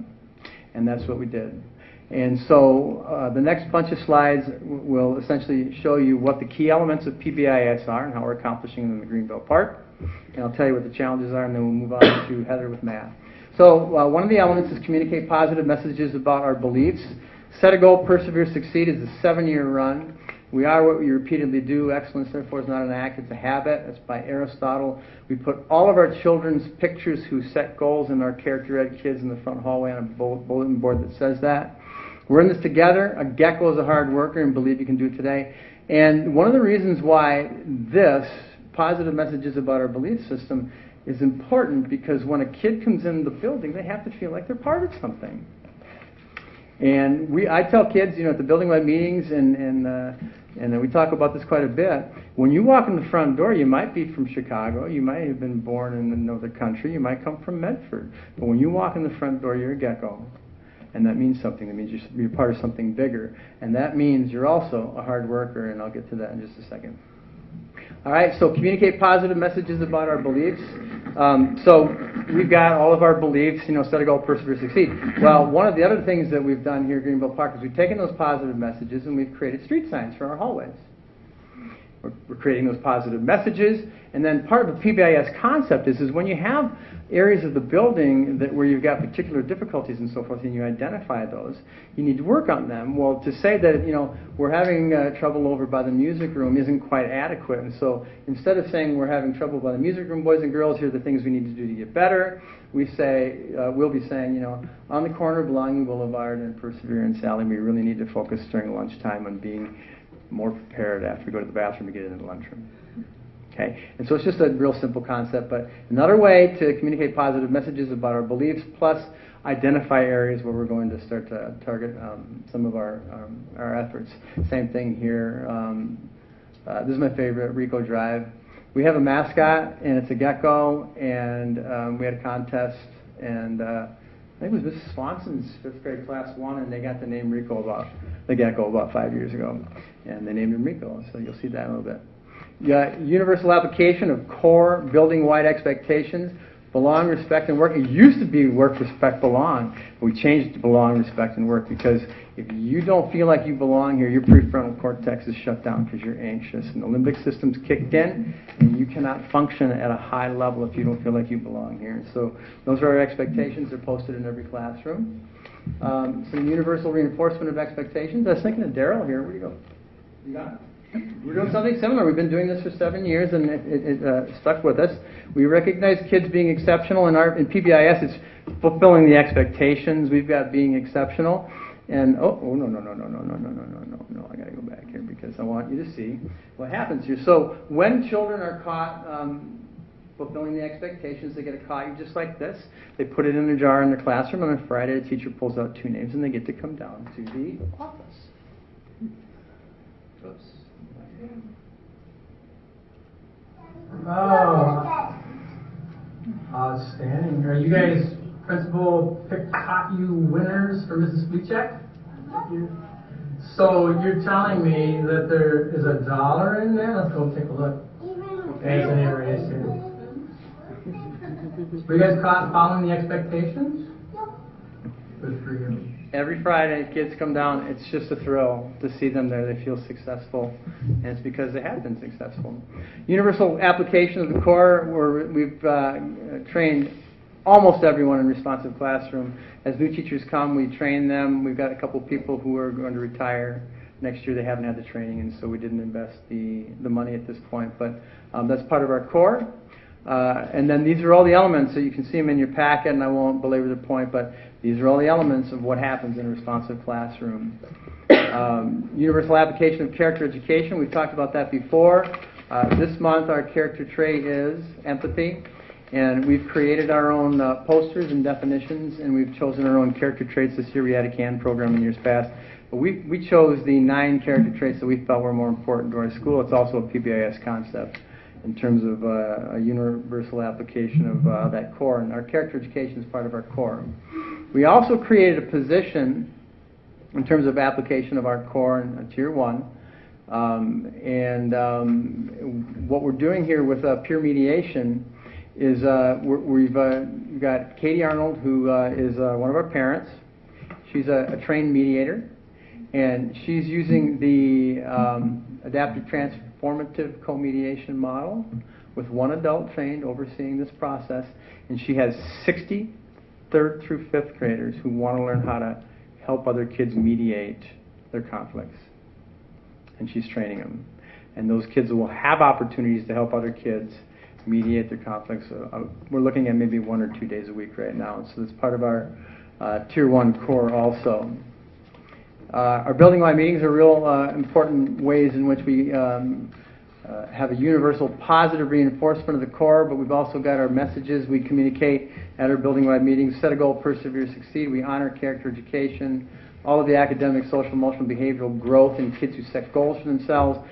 Building-wide announcements and school pride is a real important part of our building-wide meetings. And just to kind of give you a taste of that, here's how we begin our building-wide meetings with the Animal Jam. And this is that sense of pride. We're the geckos. And if you watch the presentation, you'll notice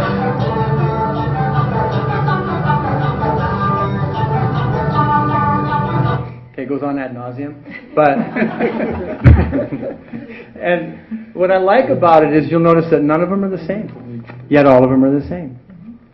And it recognizes that we're as much alike as we are different.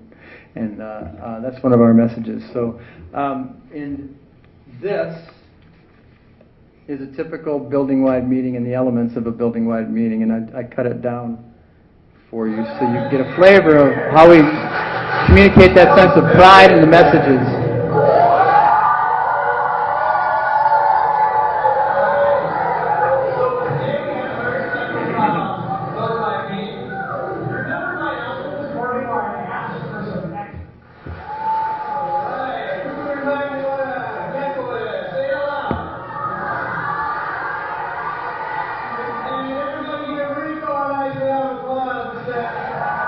Rico is always a 5th grader and nobody knows who it is.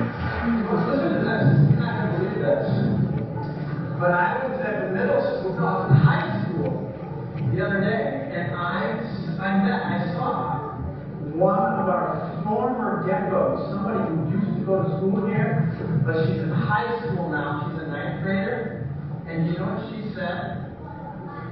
She said one of her best memories was the building-wide meeting where we would sing together.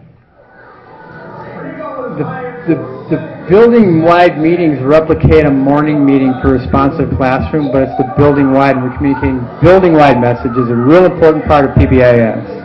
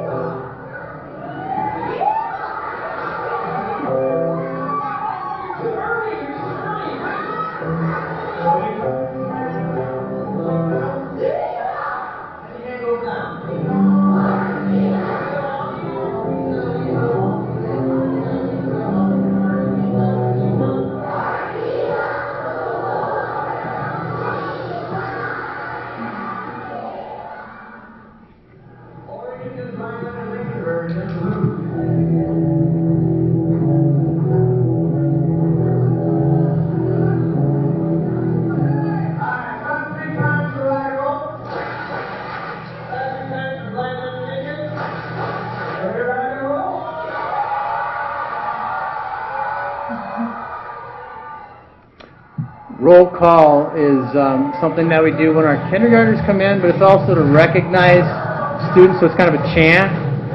Once again, it's that sense of pride and helping others feel like they belong and are a part of the community, and it doesn't matter who they are.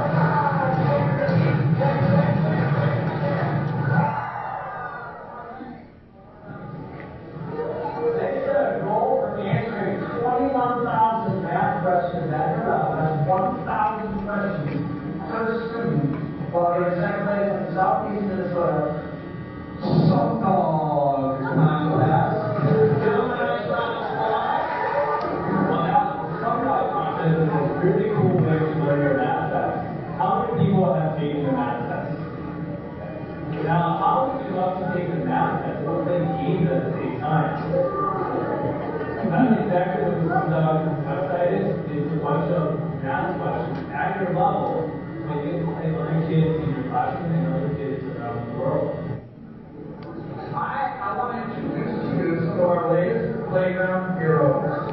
We've been identified as heroes because of their willingness to change plus classrooms at the beginning of the new session helping the new second graders that just started the program. So they volunteered to do something that might have been just a little bit difficult for them, but they did it for someone else to make them feel welcome and like they belong. Give them a nice round of applause.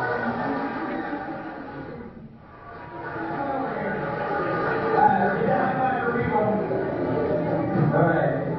Victor has worked hard to learn to count dollars and cents. He identified all the different coins and has learned counting, cheating, size. Give him a nice round of applause. The importance on goal setting is the students are setting the goals for themselves. Because if the teachers are doing it, when the teachers are gone, they don't set goals. It's really kind of an effort at self-advocacy.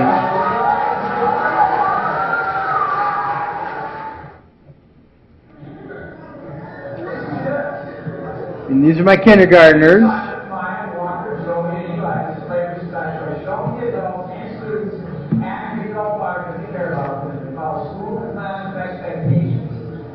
Please, thank you, and excuse me, because they're all great words to show you care about someone else's feelings. Can I talk about him? He is always respectful of others and gracious his hands to speak. He also looks at the person who is talking and gives them full attention. Congratulations. Give him a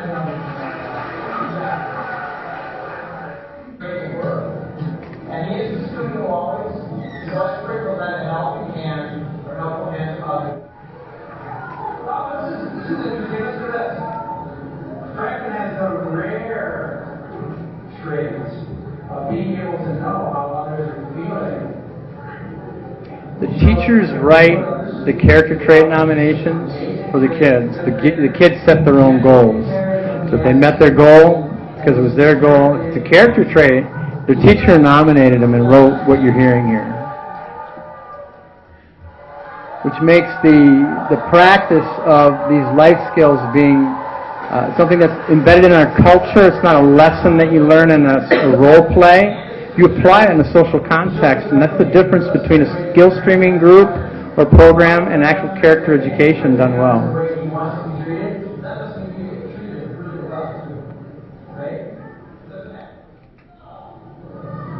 Let's talk about you for a second, Christopher. It is Christopher shows respect to his teachers by listening during instruction time, following directions the first time, and waiting your page. Right?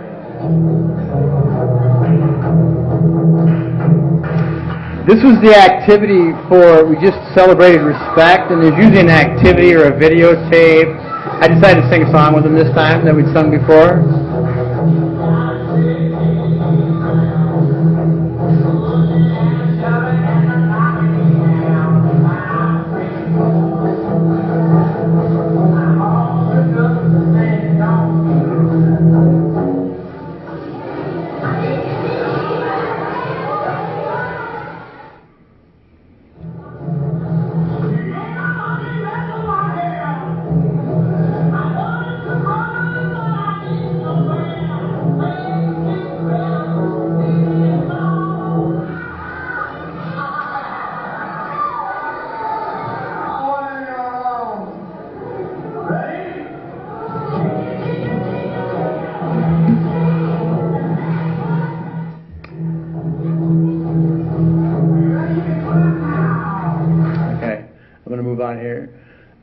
So the building-wide meeting is a real important part to celebrate and take those PBIS concepts and recognize that they're happening in a social context and they're happening on a daily basis.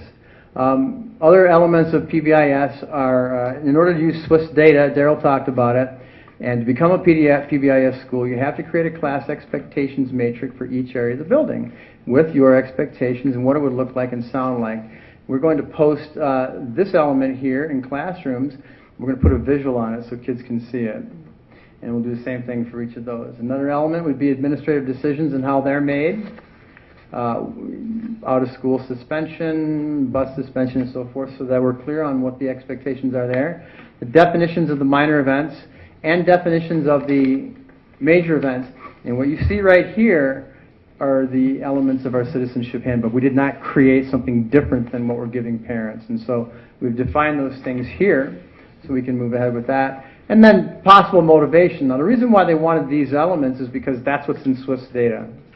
So that you can use Swiss data to support your screening. And so the last piece I think here in Tier 1 would be universal screening then in a PBIS school of data analysis on social emotional behavior.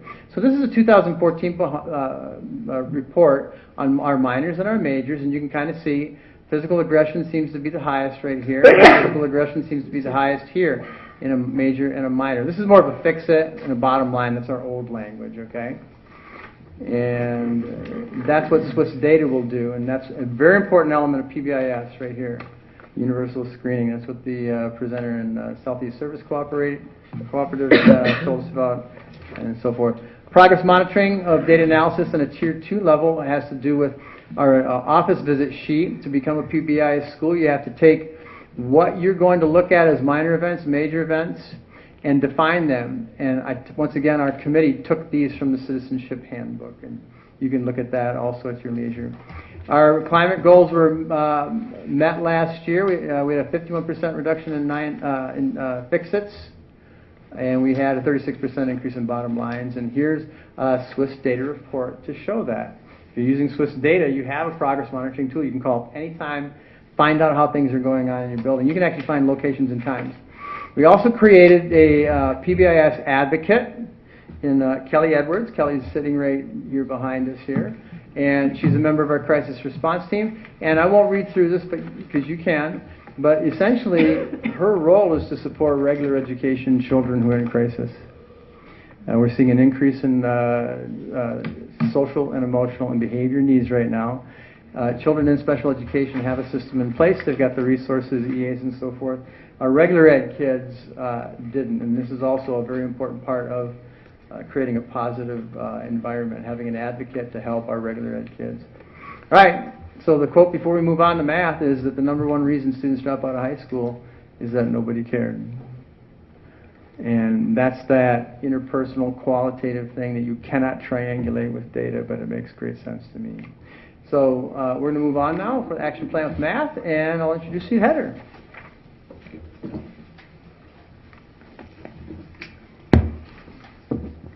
Thank you. I'm Heather Ryden, and this is my 3rd year as an RTI coach at Greenville Park, and it is a privilege to work in this dynamic role and be in such a dynamic and engaging school. I love what Dave said about how he was describing how students feel like they belong at Greenville Park, and that's one of my favorite things they do. Students really feel like they are important people when they walk through our doors, So I'm so proud of our students and the incredible work of our teachers and staff that they do every day at Greenville Park. And my job is to support students and teachers primarily in the area of math. So tonight I will be sharing the major strategies that we will work on this year to work toward our math goals. So first, starting with core instruction, we will continue to use the new Common Core edition of Everyday Math as our major resource. And in the top photo, our 1st grade teacher, Deb Bakke, is working with her students in an everyday math lesson. We also are continuing our use of extra math to support the acquisition of basic math facts. This is a free web-based program that allows students to practice math facts both at home and at school, and it allows teachers and parents to both track students' daily progress. And in the bottom photo, one of our 2nd grade students in Cheryl Dufort's class is using an iPad to work on extra math. And last year we added minutes to our math instruction to ensure that students and teachers are able to have sufficient time working on math skills and concepts, and we are continuing that practice this year as well. We are in our 2nd year of using Dibble's Math as a universal screener and as a progress monitoring tool. And pictured here are some of Liz Ryan's 3rd graders doing this assessment. We have been placing much more emphasis on math fact fluency and computational skills, and our students have shown incredible growth in these areas. For the past several years, we've used Math Flex Time to differentiate math instruction. You've heard a lot about that over the years. And this allows us to work with students at their instructional level. This time allows teachers to provide intervention, enrichment, and extension depending on what each student needs. In addition, we are now in year 3 of working toward implementing the math workshop model across the entire school. We've been shifting from whole class instruction to using guided math groups. For each unit, teachers will give a common pretest as a formative assessment, and then they'll use that data to form guided math groups and create learning opportunities for students. And this practice allows us to more efficiently differentiate instruction and teach students at their instructional level. The top photo shows Robert Garcia conducting a guided math lesson with his 4th graders, and the bottom photo shows Sari Zak working with her 1st graders in her math workshop. The implementation of the math workshop has really breathed new life into our math instruction and in student engagement. And teachers are motivated to keep learning and putting new ideas into practice. So we're learning by doing, we're sharing strategies with each other, and we're looking at the results of student work and adjusting accordingly. We were also able to send several teachers to off-site workshops earlier this fall to learn more best practice strategies, which was really helpful. I thought it would be of interest to you to see some examples. Whoop. Well, let's do it now.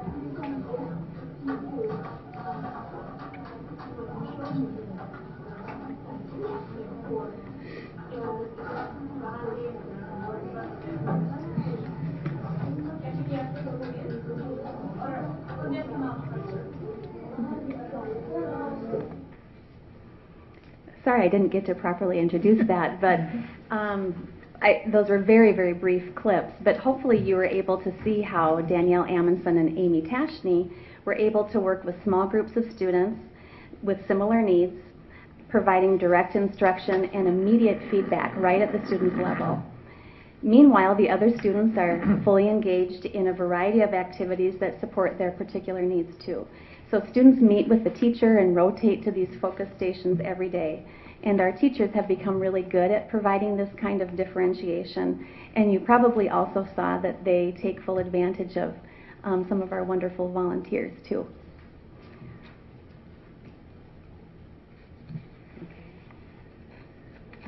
Okay. Oh my, this is kind of touchy. Okay, there we are. Our PLC teams continue to work on addressing the 5 critical questions of learning as they relate to the area of math. These photos are of our 5th grade PLC team, our 4th grade team, and our kindergarten team hard at work on a Wednesday morning. The first question of PLC work is, what do our students need to know? And the teachers address this question by thoughtfully studying the grade level math standards and creating a list of the most essential skills and the student learning targets for each unit. The second question is, how will we know if they've learned it? And teachers address this question by creating common assessments to measure student learning. Teachers have created common summative assessments for each unit, and they also use formative assessments to inform and modify their instruction throughout each unit. Questions 3 and 4 are, what will we do when they haven't learned it, and what will we do when they have already learned it? Teachers address both of these questions through guided math groups and math flex time to teach students at their instructional levels. Of course, we also have many interventions that we have to support students who need extra help, and I'll share a little bit about that in a moment. And the last question is, how can we continually improve our practice? And this is achieved by doing all of the things I just described, but also using PLC time to share ideas, analyze student data, brainstorm new practices, and support each other in the pursuit of deepening and improving student learning.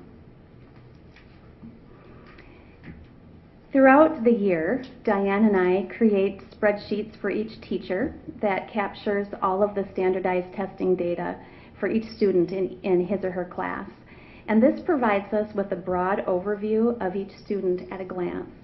And we use this data, as well as important classroom data, to make decisions about what kind of support our students need, generally in the classroom, but specifically, this helps us to identify students who need small group or individual intervention, which are then delivered by classroom teachers or support staff or educational assistants or RTI volunteers. So pictured on the top left, we have our EL teacher, Tina Holum, using the Focus Math intervention with a small group. And we use Focus Math for small group intervention at every grade level, K through 5. The photo on the right is a pair of students working with our math core tutor, Anna Kelly. This is Anna's second year at Greenvale, and she has done a great job of making herself indispensable to us. Math core serves students in grades 4 through 5 and provides them with an extra boost in developing math skills. And the photo on the bottom is one of our fabulous RTI volunteers working on an individual intervention with a student who is working on math fact fluency. Diane and I supervise several excellent volunteers, including parents, college students, and community members, who are really dedicated to providing extra help and encouragement for our students. We are really deliberate about how we provide these important opportunities for our kids, and we are very fortunate to have all of these wonderful resources for them. As you know, RTI is a framework that integrates instruction, assessment, and intervention to maximize student achievement and reduce behavior issues. The student support team is an essential component of the RTI process. And our student support team at Greenvale is comprised of the principal, the school psychologist, social worker, RTI coaches, teachers, and EA, and other personnel as needed. This is a child-centered problem-solving team that helps teachers when a student has not responded to typical classroom differentiation or intervention. And this team meets weekly to support teachers in meeting student needs. Also, after some training with Matt Hillman in June, the RTI coaches worked over the summer and fall to create an RTI website that provides one-stop shopping for all things RTI in our district. This website provides staff members with information on the RTI process, SST, reading and math instruction and intervention, and professional learning resources too. And in addition, our school psychologists and school social workers created several pages dedicated to behavior strategies and resources. So the link to the RTI website is on the teaching and learning page and at the home page of every elementary school. We're really excited to offer this website as a resource to our staff, and it pulls together much of the work that we've been doing over the past couple of years to build the RTI program and process here in Northfield. Last year, we had our first Math Madness celebration at Greenvale during the month of March, and it was a wild success, and so we're excited for Math Madness to take place again this year. Our goals for students are to generate excitement for math, to develop confidence as mathematicians, to learn new math skills and concepts, and engage in fun and meaningful math activities. So to meet those goals, we implemented several engaging activities for students. Things like math problem of the day and a raffle for each grade level, math scavenger hunts, a number of the day, math games, an estimation station with winners for every grade level, math art. We had a giant bar graph that displayed data, school-wide data. We had math dress-up days and lots of different classroom activities. So we had so much fun, and we really look forward to doing this again this year. And finally, we are in our first year, as you know, as a community school at Greenville Park, and it is a really exciting time for us. Our co-coordinators, Laura Berdahl and Catherine Schmidt, have done an incredible job implementing the model and providing great opportunities for our students and families. Besides the work of our teachers who teach and provide activities for students after school, several volunteers provide homework help for students, and our math corps tutor, Anna Kelly, offers various clubs, two of which relate to math enrichment, Origami Club and Crazy Eights Club. Crazy Eights is a new one that will start in January, and we'll have a K2 session and a 3-5 session, and we're excited to offer this engaging and hands-on math experience that kids will enjoy. So again, we're so fortunate to have this valuable resource to serve our students and families, and the math support is just a fraction of what this program has to offer, and Laura and Catherine will tell you much more in just a bit. But now, Diane will share what is happening in the world of reading at Greenville Park. Hello. I'll move this just a tad bit, and we will move into the reading goals. Oh, we have another quote from Mr. Kraft. Can I read it? Sure. I'll get organized. I'm walking in the hallway and Mrs. Weber comes up to me and she says, Mr. Kraft, what do we do with words that don't follow the rules? And she had a student with a piece of paper about the size of a fortune cookie and had the word they on it. And Mary does this to me now and then. She'll when you listen to someone read a book, she's going to read a book. But this was different, and I couldn't quite get it. And I looked at the word, it was the word they. And it doesn't conform to decoding, so it doesn't follow the rules. So I put it in the timeout. Should I click it? Yeah, click it. So anyway, we created Take a Break chair for words that don't follow the rules.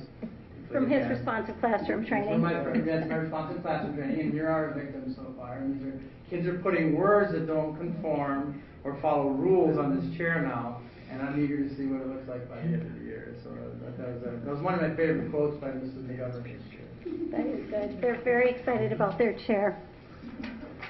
And so we will start. I am Diane Torbenson, and this is my third year as an RTI coach at Greenville Park, as we've had RTI coaches for 3 years. Heather and I have had the privilege of being the RTI coaches at Greenville Park for the whole time that we've had this position, and it's really been a delight. It's been a fun change for me professionally, and I look forward to what I do. I love coming to work, and I love the people, the adults and the children that I get to work with. So I'm happy I have this opportunity.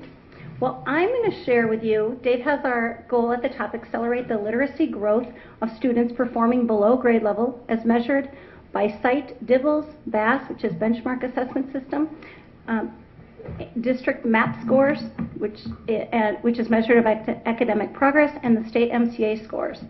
And that is what we're going to try to work towards again this year. And here is how I'm going to walk you through the literacy and reading action plan we have for this year. We always start with our language arts frameworks, which is our Common Core standards. We also start with our language arts beliefs. We always, keep that in our forefront. We use the language arts tutorials, which I have. There's a little bit of picture at the bottom, but we have packets of language arts tutorials on our website and in our curriculum guidelines or curriculum binders. But we think it's very important to start there. These documents are very important to us. They guide us in our planning in order to meet the needs of our diverse learners. Here you see Mrs. Zock at the start of a reader's workshop lesson one day, and she is practicing sight words with her first graders before she begins her new lesson. The other picture at the bottom is various documents that I was referring to in this slide. We're really focusing on using our time and resources to the best of our ability all day long. Then we continue to use the Reader's Workshop model for core reading instruction and other balanced literacy, and offer a balanced literacy approach as a means to teach students at their instructional level and differentiate as needed. Also, we will ensure that core reading instruction is at least 60 minutes per day for all children. Then there's also Writer's Workshop, and there's Word Study, so it's longer than 60 minutes, but that Reader's Workshop part is the 60. This first slide to the top left is Lisa Nelson beginning her Reader's Workshop mini lesson by reading a picture book to her 3rd grade class. In Reader's Workshop, it's important to teach the literacy concepts through authentic grade level literature. The lessons are taught from the needs of the students as well as our language arts frameworks or our Common Core standards. Teachers deliver the instruction on comprehension strategies and skills in their whole group setting. And then the second and third slides, or the other 2 slides you see, are 1st graders during their independent reading time. This is a great time for the teachers to work with small groups or individuals on needs specific to them. The children are often found in guided reading groups or meeting with a teacher for an individual reading conference and getting their instructional level needs met. They are also exposed to more challenging texts when they're in that guided reading group. And the teacher can, when they read on their own, they're reading independently, but when they're with a teacher, they can be challenged a little bit more and their instructional level. So the independent reading time here is crucial for their reading growth. This time allows students to utilize these skills and strategies they acquired during their instruction, and the children, even at the earliest stages, are being exposed to a variety of fiction as well as nonfiction texts. At the end of our Reader's Workshop lessons each day, students gather together and they share and reflect on what they've learned, they problem solve, and they're able to celebrate their successes. And that's back in their whole group setting. When I say balanced literacy, I'm referring to all of the parts of reading and writing workshop as well as our word study. And then it's important to continue to use our optimal learning model or our gradual release method of guiding instruction, where we explicitly teach comprehension strategies and the decoding skills. At the top, you see Mary Beth Youngblood writing with 2 of her 1st grade students during independent writing time, and Jackie Harding is in the bottom one. We have Danielle Amundsen as well with a 2nd grader, and Jackie Harding's at the bottom with a 5th grade student practicing the independent reading skills. These teachers are providing the support that the students need right at this time at their level. In this model, the teacher or the support staff moves a child from dependent to independent in the task. Often the teacher starts by demonstrating or modeling the task. Next, the child or the adult, they would do the activities together, and then the adult support varies depending on the difficulty and the child's response to it. Eventually, the child is able to do the skill or task on their own, and the adult is gradually backing away as the child is gaining their independence. And these teachers do this with ease all day long very well. On this slide, you see Mrs. Miller. We have LaDonna Miller, one of our amazing educational assistants at Greenville Park, and she's progress monitoring a 2nd grader with our Dibbles oral reading fluency. This boy is reading a 2nd grade passage for 1 minute to see if he's making adequate growth in this area. We love checking our progress monitor graphs to see how the children are responding to our various interventions. This guides our planning with our various interventions, and if we don't see progress, we know we need to make a change. When the children grow and even surpass their aim line or their goal, we know that we're doing the right thing for these children. So we want to continue. We definitely do the benchmarking of all students 3 times a year with Dibbles, and we progress monitor students below benchmark every 1 to 2 weeks. In this slide, you see that the importance of reading flex time, and we use reading flex time to further differentiate instruction and teach children at their instructional level. We love the opportunity of having this time to differentiate even more across grade levels. And here children may be moving from one room to the next depending on their needs, and it's for possibly enrichment or remediation as needed. This allows us to better meet, again, the needs of the students. We can reteach, we can practice, and enrich children as needed. At the bottom, the top slide is some children that are able to be spending some of this time reading on their own and doing some of their work. Mrs. Landry, our third grade teacher, has a small group at her table, and she's reteaching something that he had previously been working on. Here you see two more of our PLC groups. We have our professional learning community teams. They enhance our core instruction and student learning by addressing the 5 critical questions. Heather went into all of the 5 questions and explained this slide a little bit. So I'm just showing you the first grade team at the top, along with Tina Holm, one of our EL teachers, because she works with that grade. And at the bottom, you see our second grade team, and they have Andy Unseth. He is their EL support in second grade, along with one of our Minnesota Reading Corps members, Jillian, is joining this because she works primarily with that grade. And we love to have that time, and they take good advantage of it.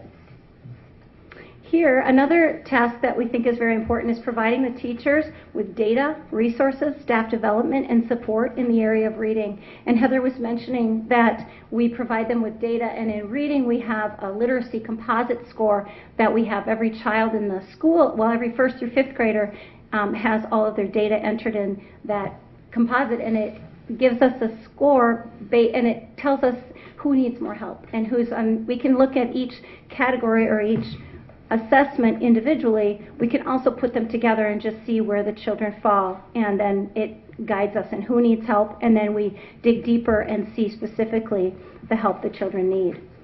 This is the 5th grade team planning together recently, and they really were thrilled to have this time. They came together and worked a little bit more on their language arts essential learnings as well as their common pacing, and they took their PLC work a little deeper.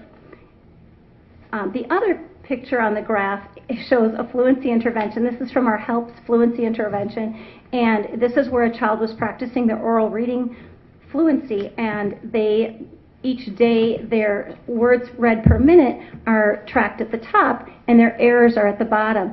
And you see there's a yellow line and then a green line and the black line, and the real goal is to meet or cross the black line. And sometimes we have to set the goal a little bit lower because we want it attainable and we want them to have success, but they keep shocking us and surpassing that. So the bottom is a child's individual goal where they read a passage, the same thing repeatedly, and their oral reading fluency is definitely going up. So we love that, and children are highly motivated by that graph.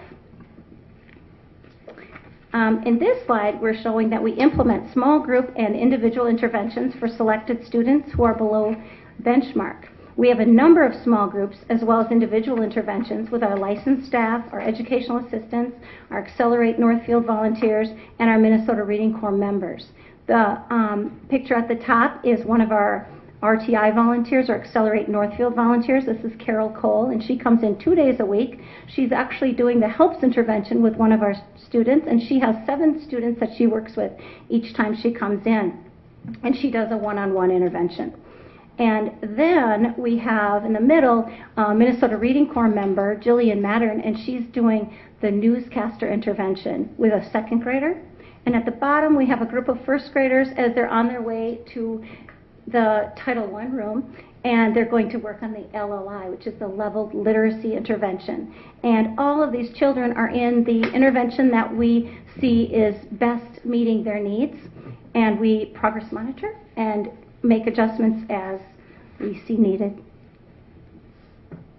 These 2 slides are showing that the top picture is our 3 of our boxes of level literacy intervention materials, and it's just a visual to show what that looks like. At the bottom, it's a book that I have in front of me, Design in 5.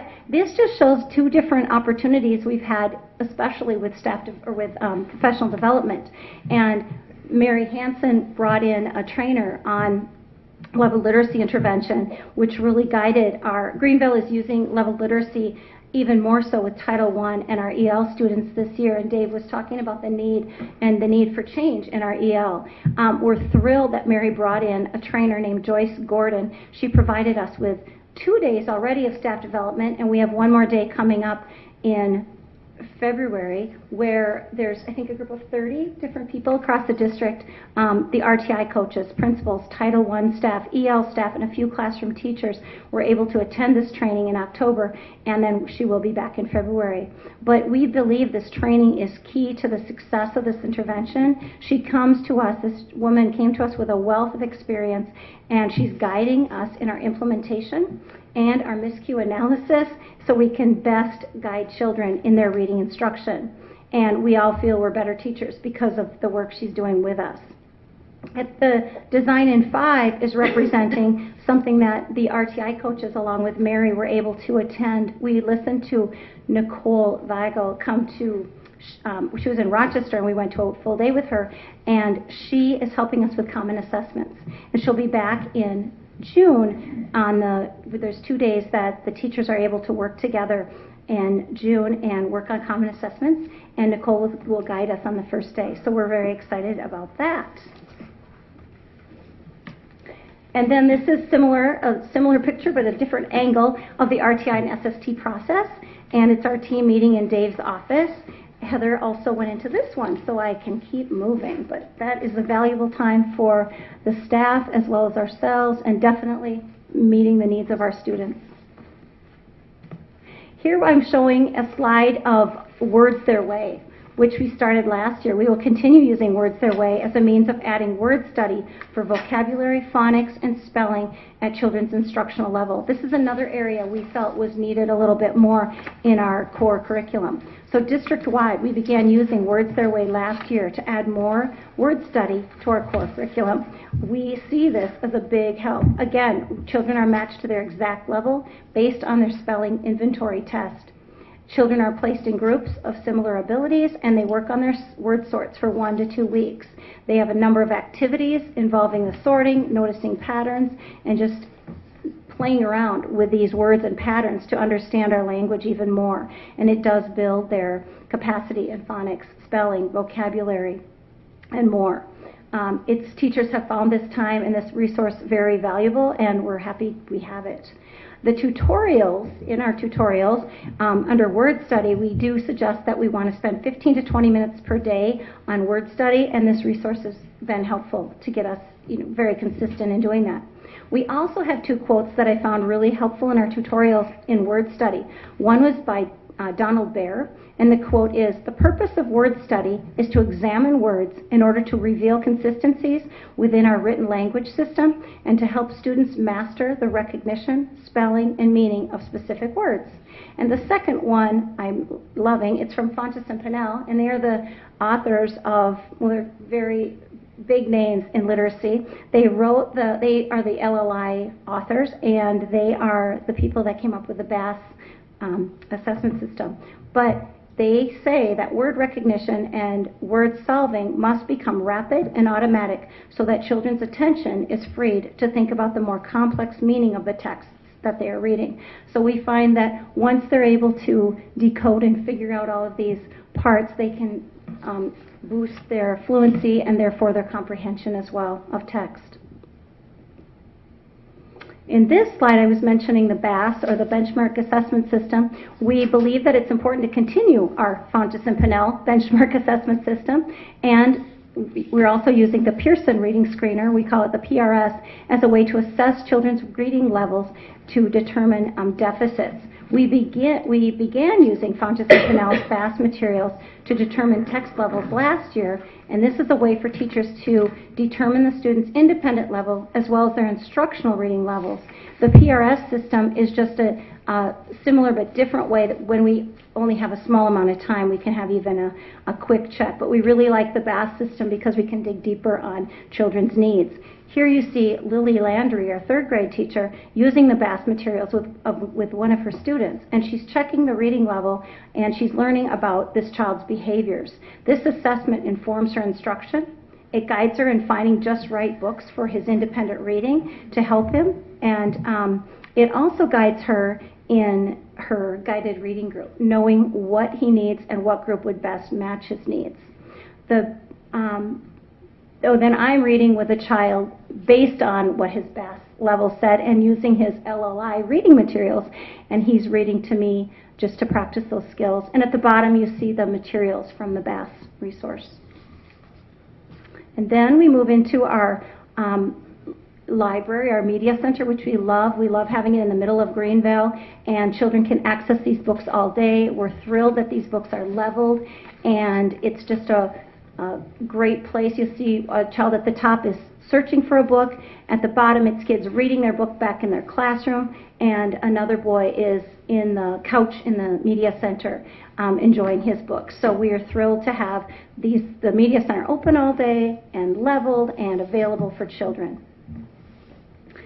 Next, we had a fun activity early in September this year. We love to be able to encourage the love of reading and writing by inviting authors to Greenville Park. We were thrilled when Michael Perry, the author of Scavengers, he was able to come to Greenville. He was coming to Northfield through Monkey See, Monkey Reads bookstore, and they also shared him a little bit with us. So he came to Greenville for an hour and shared this book and his writing experiences with our 4th and 5th graders, and that happened the first week of school.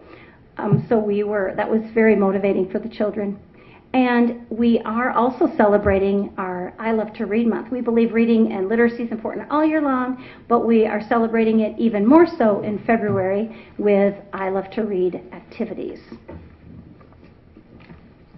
And the top slide is one you've seen already. It's showing our community school, and we also have homework help, which is in the morning, which I don't have a picture of, but I think it's the homework help at the community school. At the bottom, you'll see a picture of Cheryl Dufert, one of our 2nd grade teachers, and she is she's doing the club or leading a club in the community school, and we're just so happy to have these services. So we have the homework help, we have the PLUS program, we have the community school. These services are just right for many of our students who need this extra support before and after school. We feel good about all the differentiation we're able to do at Greenville through all of these supports. Well, this gives you a glimpse of daily life of literacy at Greenville. I feel so good about where we are. I'm excited for our future. I feel like we are setting the stage for our children to go to the middle school, high school, and beyond. So thank you for your time.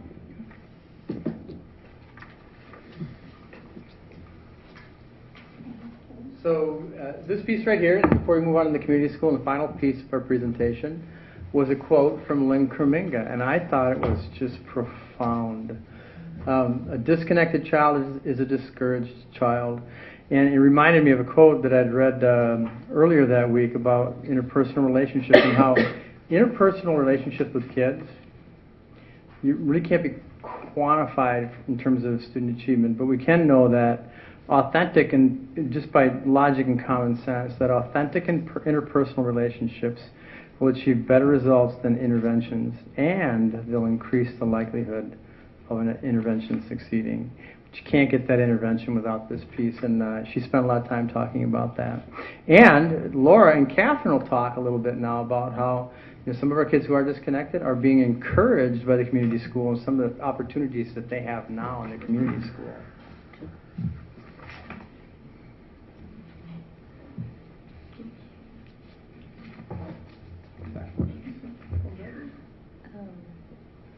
Take you upside down, Dave. Oh, how about that? There you go. I'm going to give Catherine the clicker because I trust her. Thank you.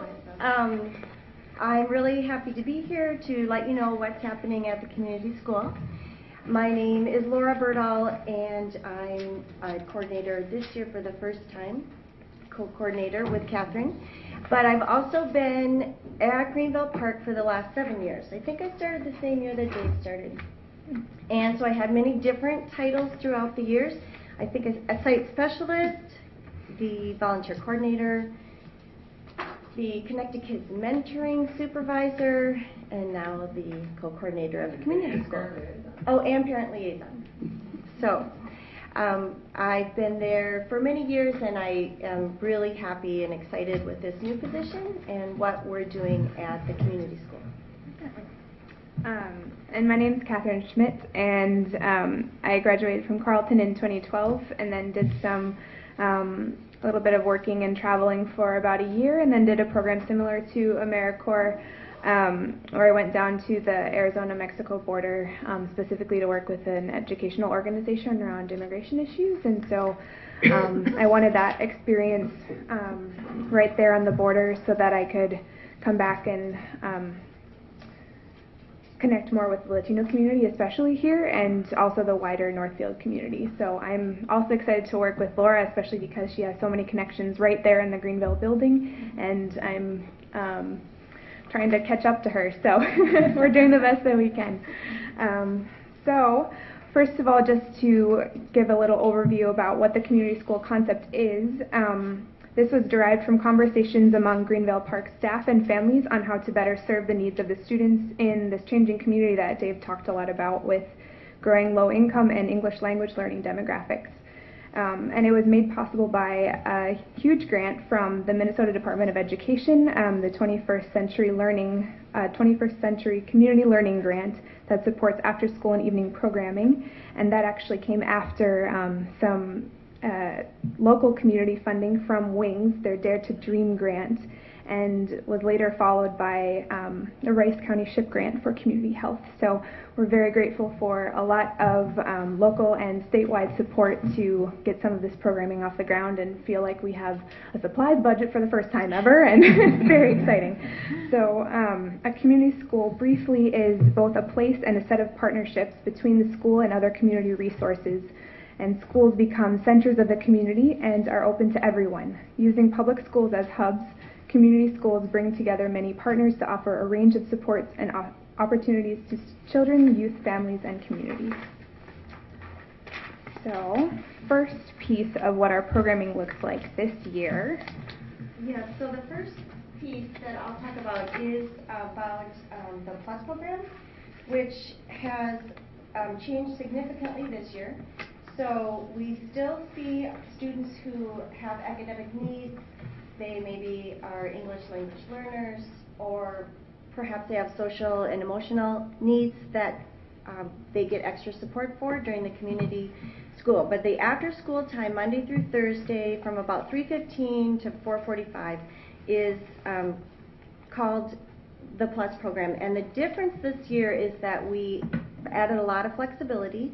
And so we were able to start in September instead of November. We are able to finish in May instead of at spring break. So that's really increased programming by maybe about 12 weeks through the year.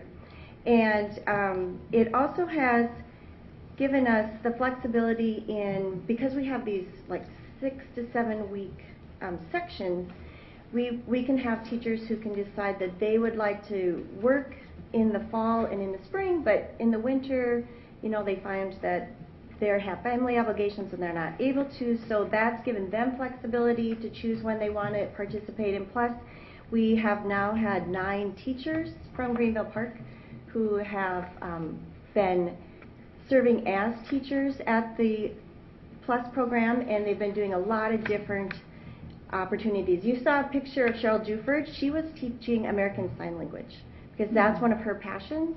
So she was teaching that to her second graders. We've had Mary Wojcik do some movement things with our KN1, and you know, and I want to say too about the community school too. I'm sorry, I'll go backwards and more with the community school. All our programming is either evening, after school, or outside school time, and it includes before school starts. So right after Thanksgiving, we started morning homework help. So Teresa Brake is coming in at 7:20. She's available to assist any students who come in for help. Last week was her first week, and she had students coming in to help with reading, to help with math. She's available. We'll start breakfast buddies. Will be community volunteers who will come in. They will sit and eat breakfast with the students and just get them started on their day, and you know, get them ready to start that learning at 8:15. So that will be probably starting right when we get back from break. So, yep, and so here's Margaret Huber. She's one of our teachers doing some literacy support during Plus. And we have a picture of a math tutor who's doing something. We will, in our clubs too, we have, one of the great things about our clubs is that our teachers or our site assistants, our EAs, whoever comes in to teach that club, or community members can come in and talk about their passion. So, for instance, we have a couple of high school students who, from National Honor Society, who are on the chess team, and they come in and they teach chess to our 4th graders once a week. So that has been, so we've got chess, we've got, our clubs really are based on a lot of the 21st century learning categories. So our social and emotional learning, we have Connected Kids mentoring, and right now we have 8 mentors who are going during Plus time, and that's just been steadily growing throughout the year. We have service learning. We have had one of our pen pals, one of our teachers is doing a pen pal unit with 3rd graders, and they're writing letters to their pen pals at the 3 Links apartment, and then their 3 Links pen pals will be coming to visit them on the last day of Plus. We also have had Thanksgiving cards that we made before Thanksgiving and sent over to the retirement center. So we've been trying to do a little bit of field trips and service out into the community. We've been concentrating on science, technology, engineering, and math. Tony Seidel there has a Royal Ecology Club that he's doing in the fall and in the spring. So he'll be outside with the kids. They go to Kelowna. They do a lot of nature things. And we have Carleton College comes in and does a Budding Naturalist Club. The Lego League meets after school, and St. Olaf comes in and does Science Alliance. So here's some of the really great opportunities that we've had after school. So we have concentrating on fitness and health and also nutrition. We've had, that's a Just Foods co-op coming in. They always bring in fresh fruits and vegetables and talk about the different snacks that they have and talk about the different fruits. And the kids have really enjoyed that. They're eating broccoli in that picture. And liking it. And liking it. So, our cabins, I was going to say our cabins are K through 5. There are about 85 students who are in them. Each week we have Boys and Girl Scouts come in. They do weekly troop meetings. They've also offered our students free scouting membership, which will give them the opportunity to go to summer camp for free. We have been offering out-of-school field trips. So during MEA, the 2nd through 5th graders went to the Carleton Arboretum during MEA break. And over Christmas holiday break, we will be going to the YMCA to swim. Now, one of the things that we... Yes, okay, Catherine. Sorry. So really quickly, a couple of statistics about the PLUS program. First, looking at our regular attendance, comparing last year to this year. Last year, after the first 8 weeks of the PLUS program, there were 20 students who had attended at least 20 times. And this year, after only 6 weeks, we had 39 students who attended 20 plus times. So that's double the regular attendance. It's really exciting to see, and it's not a mandatory program, so kids come if they want to come and their parents want them to come. So we hope that, the variety that Laura talked about will continue to draw kids in day after day. Secondly, we've offered 84 hours of art, 74 hours of reading/literacy programming, and 58 hours of health, fitness, and nutrition. So that's some of the variety, and we will continue to build, more science, more community engagement as the school year goes along. And then lastly, there are 8+ students who are connected with their mentors, as Laura said, and they meet with their mentors during the PLUS program, and so far they've spent a collective 42 hours with their mentors this school year. So that's building those relationships and social emotional learning. So we've also been working on different avenues of communication with our parents. And one of the great things that we have going is that Catherine is bilingual. And so that has really increased our ability to talk to our Latino parents.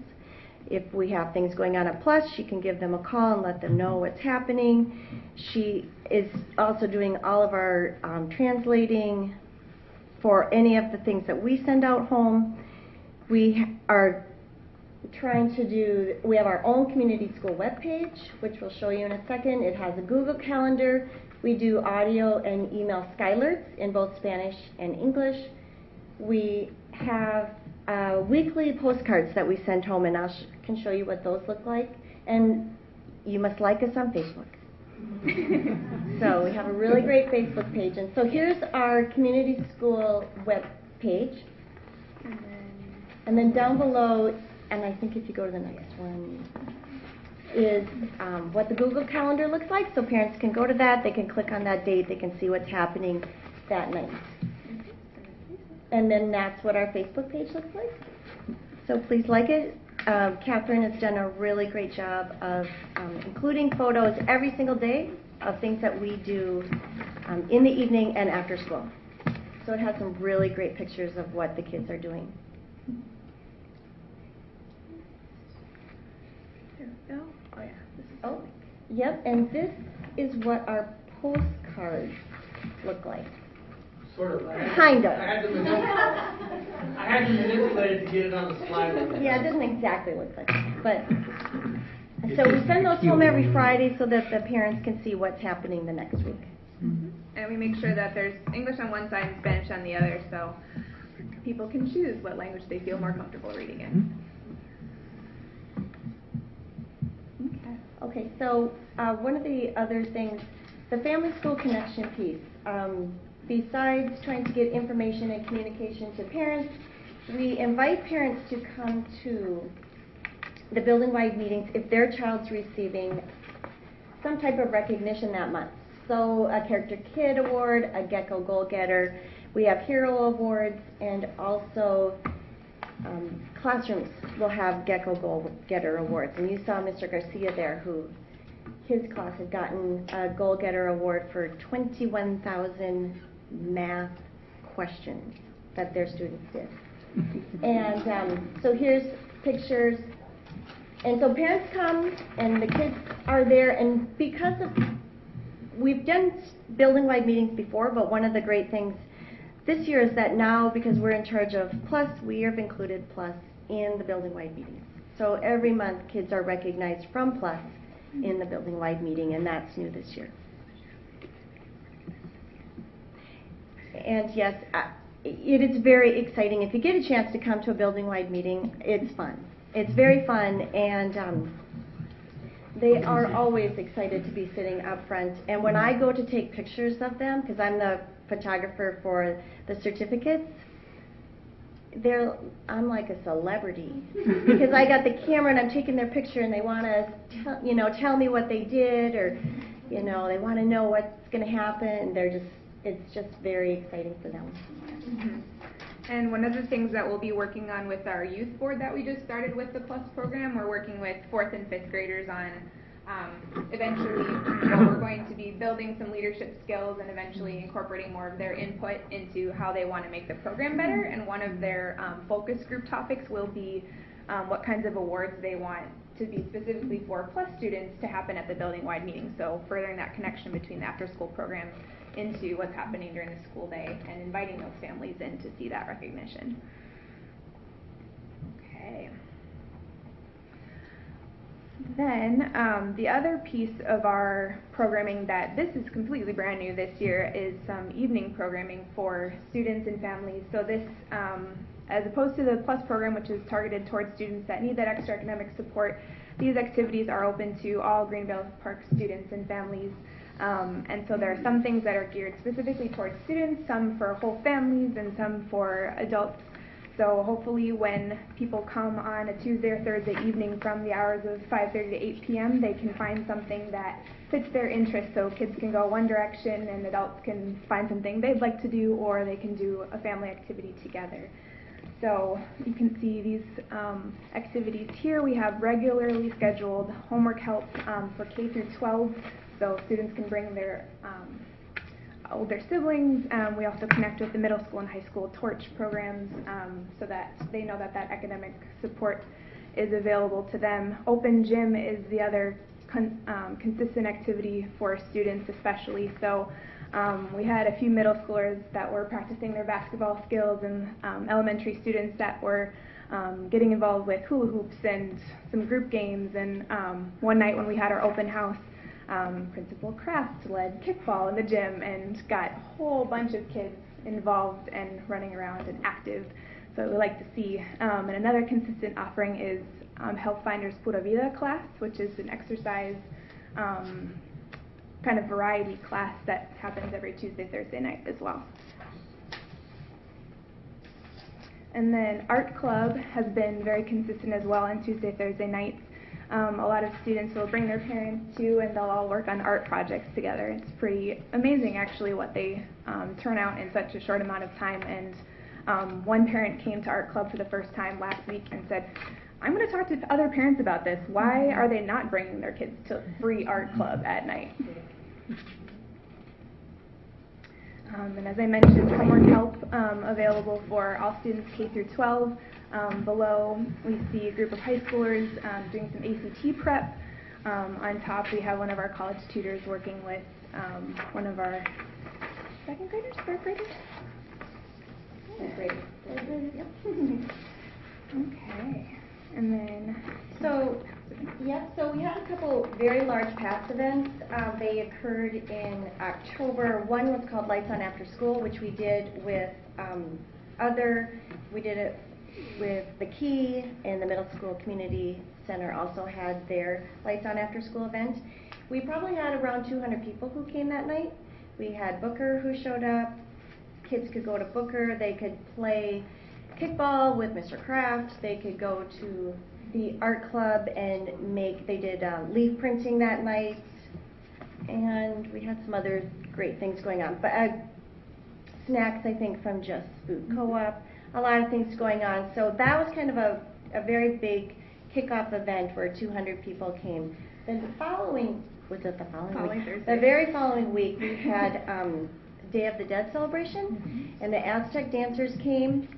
We had the art club, they made sugar skulls, and we also had traditional Mexican food that evening, and we also hosted the Rice County Public Health Flu Shot Clinic. Yes, and Health Finders was also collaborating with that, and there were 41 people who got flu shots that evening, which they said was triple from the year before of people who'd gotten their flu shots. So it was very successful, and it was a very good pairing to do. Yeah. So just some thoughts about future events.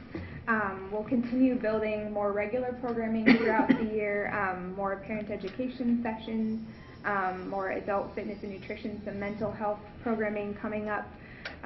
So we'll keep adding different variety throughout the year that works for different teachers or community organizations or community members.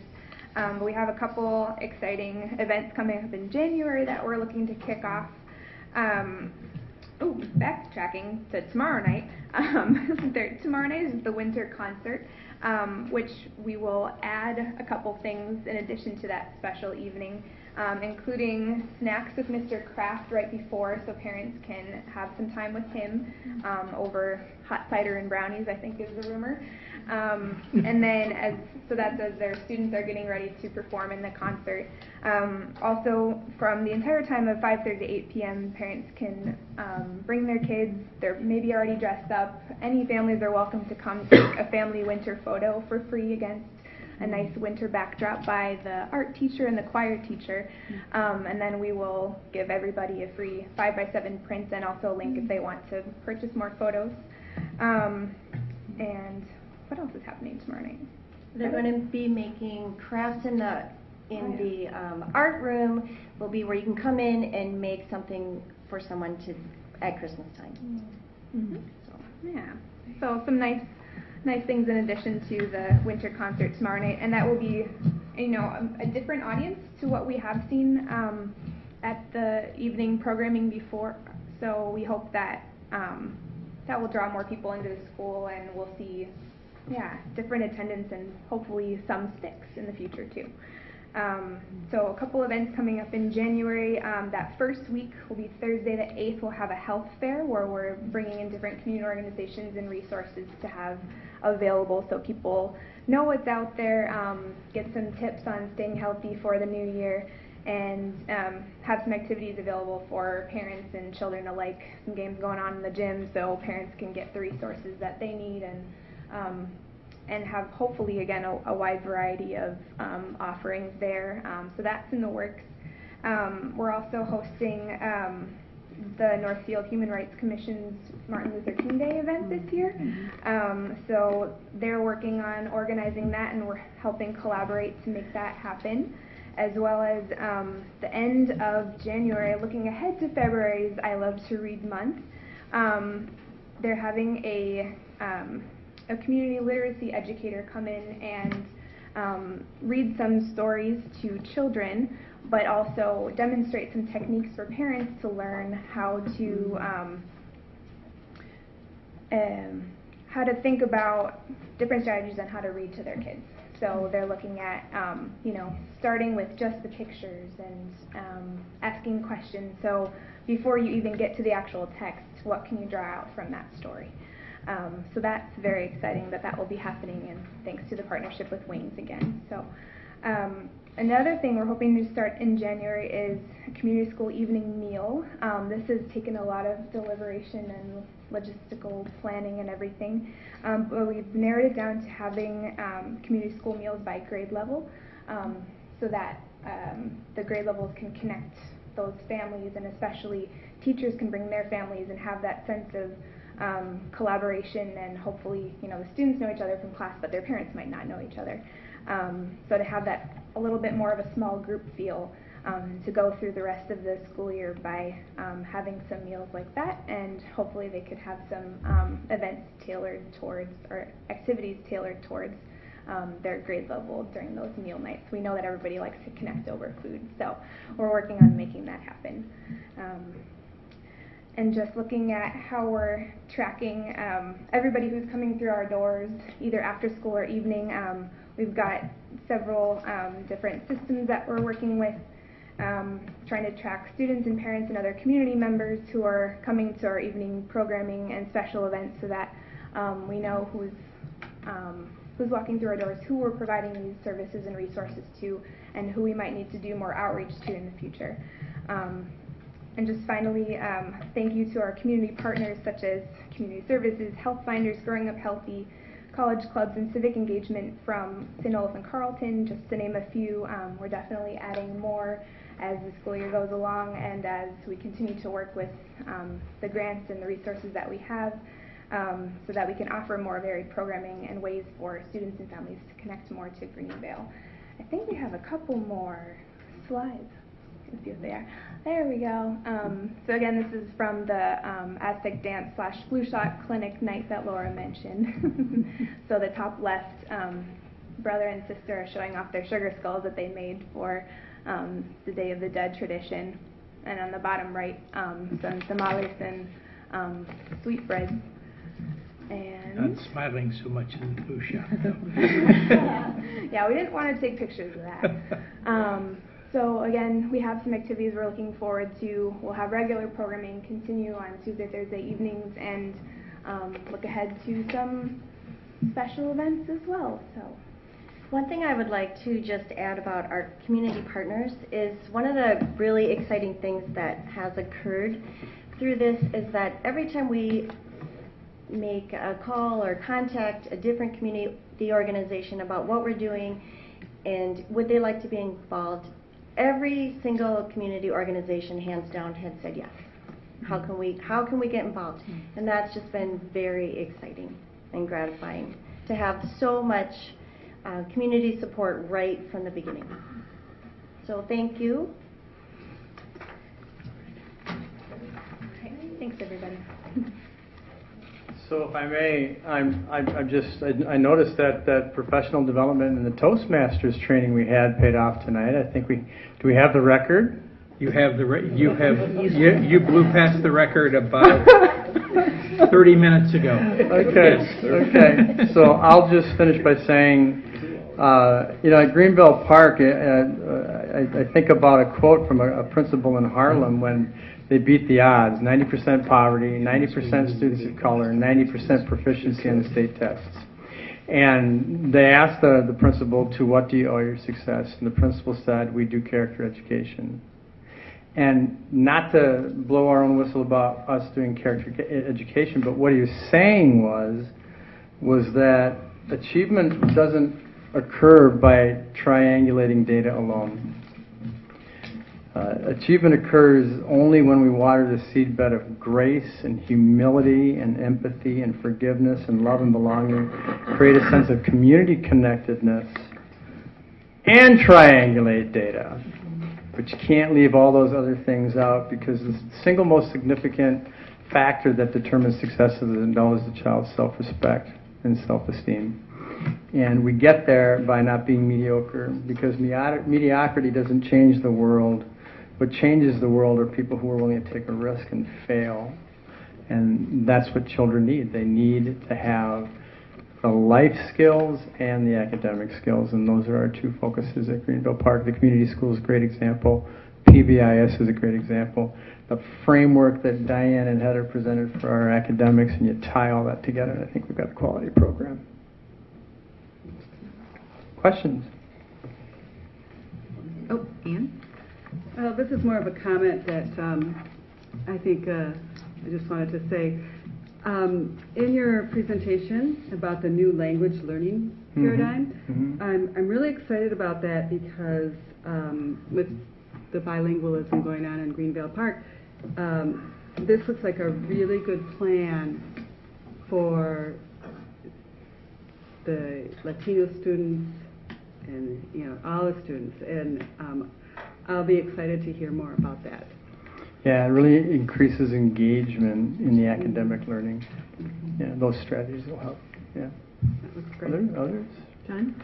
Well, first you did blow through 5 hours of slides in only 2 hours, so that's. I was going to say we cut it back about 4 hours. But I heard a lot of details and I heard a lot of enthusiasm, but I missed what I didn't hear in there was the big picture overview of what is a community school, what's the difference and the benefit of a community school compared to ordinary schools, and that's what I guess what I'd like to hear. In 1 minute or less, and no videos, please. Well, I can start it, and then Catherine and Laura can finish. And essentially, here's what a community school is. It's the after-school school. The community school is another way of getting kids connected academically, socially, emotionally, behaviorally, after school, with a variety of different opportunities that allow them to travel in lanes of traffic that they're successful in, as well as lanes of traffic that they need support in. And it's also, and that's the academic piece for kids. But the community school is also something for the community as well. And to be honest with you, it doesn't look anything like it's going to look like in 5 years. And the reason why that is because it's going to develop based on community needs. We're going to seek out, what does the community need? Do you need flu shots? Do you need more health, baby wellness visits, that kind of a thing? And as we see the needs of the community, we're going to try and respond to that. So it's going to be like a biological organism. The primary goal is to get folks in the community, in the neighborhood, into the building as a focal point of educational learning, community and academic learning. Does that make sense, you guys? 62 seconds. Okay. Anything else? Other questions? Hmm? Well, I really appreciate it. Did you have one, Carrie? I just have a comment. I know this was a very long report. I really enjoyed it. I loved hearing the detail. I loved hearing about the community school. I love the focus on keeping the EL instruction in the classroom and not always pulling kids out. I've never been a fan of pull-out programs for anything. So I'm very, very excited about that, and I'm really excited to hear how the community school develops. Yeah. Others? Well, yeah, thorough report. I loved hearing about the math and reading framework and getting the characterization of what's happening on the ground in both in the daily life and then the community school. It was fantastic to hear what's I mean, I've stopped by and seen things, but now to hear formally what I was seeing was great. Yeah, and you know, John, I should say this too. There's a marked difference in the attitude of children in the PLUS program this year than what I've seen over the past 7 years. They're engaged, they want to come, they're participating at high levels, they're enthusiastic about being there. It's a very different change. It's an extended school day opportunity for the kids, so it's been a big difference. So thank you. All right. Thank you. 1 hour, 49 minutes, and 59 seconds for the record, in case somebody wants to try and challenge that. I'll make a motion, we extend our meeting past 10 Thank you, o'clock. Carrie. Second. Seconded by Julie. Any discussion? All those in favor of extending our meeting past 10 p.m. say aye. Aye. Opposed? No, yes. Oh, yes. Whatever. Same sign. All right. All right. Motion I try carries. to create democracy in this Yes, process. yes. Think so. All right, we are ready to move on to our first item for individual action, which is to certify the final 2014 payable 2015 tax levy that Matt Hillman had presented on earlier. And again, I don't believe we need any more, hopefully no more information. If you have any specific questions, we'd be happy to answer Dr. those. Hillman? We can ask Dr. Hillman. Hillman. But again, we're positioned in a very good place moving forward in terms of the payable tax levy at 1.98% increase. And again, with the fact that we were able to make reductions using the offsetting reduction in our debt service to help keep that dollar amount low. So I would recommend the approval of the tax levy for 2015 payable. Is there a motion? I move it. Moved by Noel. Seconded by Ann. Any further discussion? All those in favor of approving the motion say aye. Aye. Opposed? Motion carries. Our next item for individual action is the fiscal year 2014-15 general fund budget amendment, which again was presented by Dr. Hillman. And we have the superintendent's recommendation. And again, you saw the material that was in the presentation, as well as there's a single sheet document that describes the amendment. Again, the focus here is addressing what happens as we've had to tighten the presentation in terms of our October 1 enrollment, the fact that that's come up. That not only triggers increases in the base formula, but also in other parts of the budget. And also the efforts of the MA billing, which has allowed us to generate more dollars from that source. And so, again, I think was pretty clearly described in terms of where we have increases in expenditures and also where we have increases in revenue, and we simply want to move forward for the second half of the school year with a budget that clearly reflects where we are financially. So I would again recommend the approval of the 2014-15 general fund amendment. Right. Is there a motion to approve the amendment? So moved. Moved by Julie. Seconded by Ann. Any questions or discussion? All those in favor of approving the general fund budget amendment as presented, say aye. Aye. Opposed? Motion carries. Our third item is a property casualty liability insurance piece. Okay, and again, typically this is not something that we normally bring to you, but because we're looking at the current annual package versus the proposal from the Northfield Insurance Agency and the proposal from another party that was interested in bidding the insurance, we felt it was important to share the information with you in terms of why we're proposing staying with our current insurance agent at least for the near term. And we'll still be looking at basically a reduction of about $6,500 in terms of our total insurance costs from this last year.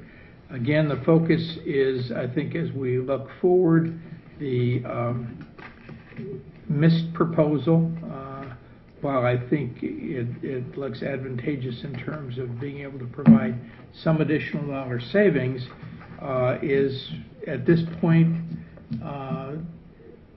one where we believe that we need more trend data to see if they can really make this work. They were actually formed in July of 2014 with a few districts who are looking in terms of trying to address the premium costs. And while we think it may make good sense in the future to come back and look at their costing after they have some time in operation and after we've seen what might be the impact of a difficult situation in terms of major losses or whatever, we don't really feel that it's in the best interest of the district to move forward with that quote when we really don't have trend data over multiple years to see if they can maintain that. Because if we would move to a new insurer, we would be required to stay with that insurer for a 3-year period. And again, that we could see some significant variation in terms of the premiums available over those 3 years. So at this point, we are proposing the maintenance with the Northfield Insurance Agency at a premium of $137,330, which is a reduction from the $143,718 that we paid in the previous year. So you see that there is a superintendent's recommendation. Is there a motion to move by Noel? Second. Seconded by John. Any questions or discussion? Carrie? Well, I just want to say I appreciate the administration being very cautious when moving to the new carrier. I think it could be something would really end up being penny wise and pound foolish, and we could potentially regret it. So I think watching it is really prudent, and I appreciate your making that recommendation to us. Others? I would echo Carrie's comments as well.